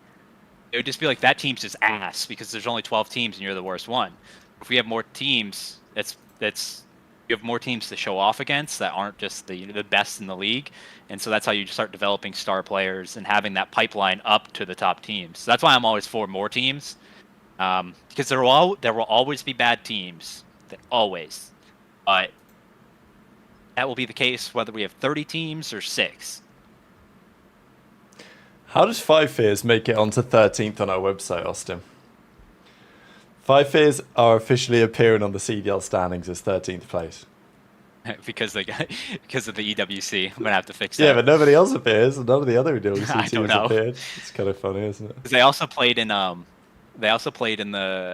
tournament before EWC, where they beat Maybe Minnesota. that's why they're appearing. Oh, They show up okay. as 2 and 3. Interesting. Yeah, they show up as Yeah. 2 and 3 with 0 CDL points. So, nice try, Exceed. Nice try. He thought he was back in the league, but he's not back yet. Okay, gentlemen, excellent show. We talked about an awful lot. We did some roster predictions, kind of. I think we did a reasonable enough job. We talked about rather a lot. I thought with it. I actually didn't mind this one until you went off a little bit, but like you drawn yourself back in. I saw you gave a little side eye at the camera when you putting some players in. So I knew you was on one. Yeah, it's all good. But we made it work. So He's gonna go back to it. Like Doug's gonna be on one of these. Let me scope it out. I've been cooking something up. Don't worry, I've been cooking that up. But yeah, thanks for joining us all today. We smashed over 1,000 viewers again on the live stream. Easy Mac, thank you for stepping in for Don. I know Don's going through a couple of things, but hopefully all's well over there, and he'll be back in due course. Of course, can't wait to get Don's take on everything that's happened over the last few days and continuing to do so. Yeah, Austin, final thoughts. Great show. Good fun as ever. Pleasure to have you back. Nice relaxing now for you after the season's over, or not so much? I have one more week at the BP Awards next weekend. Hell yeah. Gonna start cooking on that this week. I'm actually really excited for that one. So that's my last one up until HCS Charlotte and Worlds, but that's in October. So I'll finish it. I'll finish a sheet tonight as well, Austin. I'm sorry. I'll finish it. I'm sorry. Mr. Oh, if I was making this list, I wanted to be like, well, you are making that list. Rab should have brought up his. No, I thought I'd roast Don. I'll show mine in due course. Anyway, Trey, do you wanna send us out? Yeah, go on. Yeah, Listen, it was an absolute goddamn pleasure. Another show, another 1,000 viewers. What are we, mainstream these days? What are we looking like? Abso-fucking-lutely. Listen, we went through it all. We've done, BenJ's beef. Him battling. He looked like that meme where the guy draws the sword against the army coming towards him. That's him against the CDL. We've talked about rosters, players, where they're gonna go. Listen, if you've enjoyed the stream, give it a like. That'd be great. We're smashing like ratings. We're smashing viewers. If you guys like like what you're hearing over there on Spotify, make sure you show us some love over there too. I know we'll be uploading been doing there. crazy, actually. Spotify's doing great work. We appreciate that. Listen, you can also we're watch trying to on break Spotify as well. There's like this oh, video you can over watch there on too. Spotify too. Yeah, it's you not can just watch listen. too. Hey, Oh, yeah. generational. Spotify's a good place to be watching podcasts. Yeah, and it pays us more money per video than YouTube. Get yourself over there. Saying. All right, get yourself over there. Just saying. Also, if you have not joined the Generational Hater Club on Twitter, make sure you do so. We're doing bits over there. I aren't really posting there, but I do see you guys, giving your degenerate takes, and I love seeing them because it gives me a laugh when I wake up in the morning. Smash the subscribe button. We're trying to get 100,000 subscribers sometime in the timeline. We don't know when it's going to be. Just please, we'll see. Just give it, just give us something. All right, give us something. Listen, I think we'll have a show still every Monday until Rostermania dies down pretty much. So there's always stuff to talk about. There's always drama going on. So make sure you're tuned in for the next episode, which will be next Monday, which is 71? It'll be 71 next week. Hell yeah. 71st episode. Absolutely. From myself, Tactical Rab, and Easy Mac, it's an absolute goddamn pleasure. You've watched Dope Check, episode 70. We'll see you guys on Monday. Absolutely. Peace. Take care.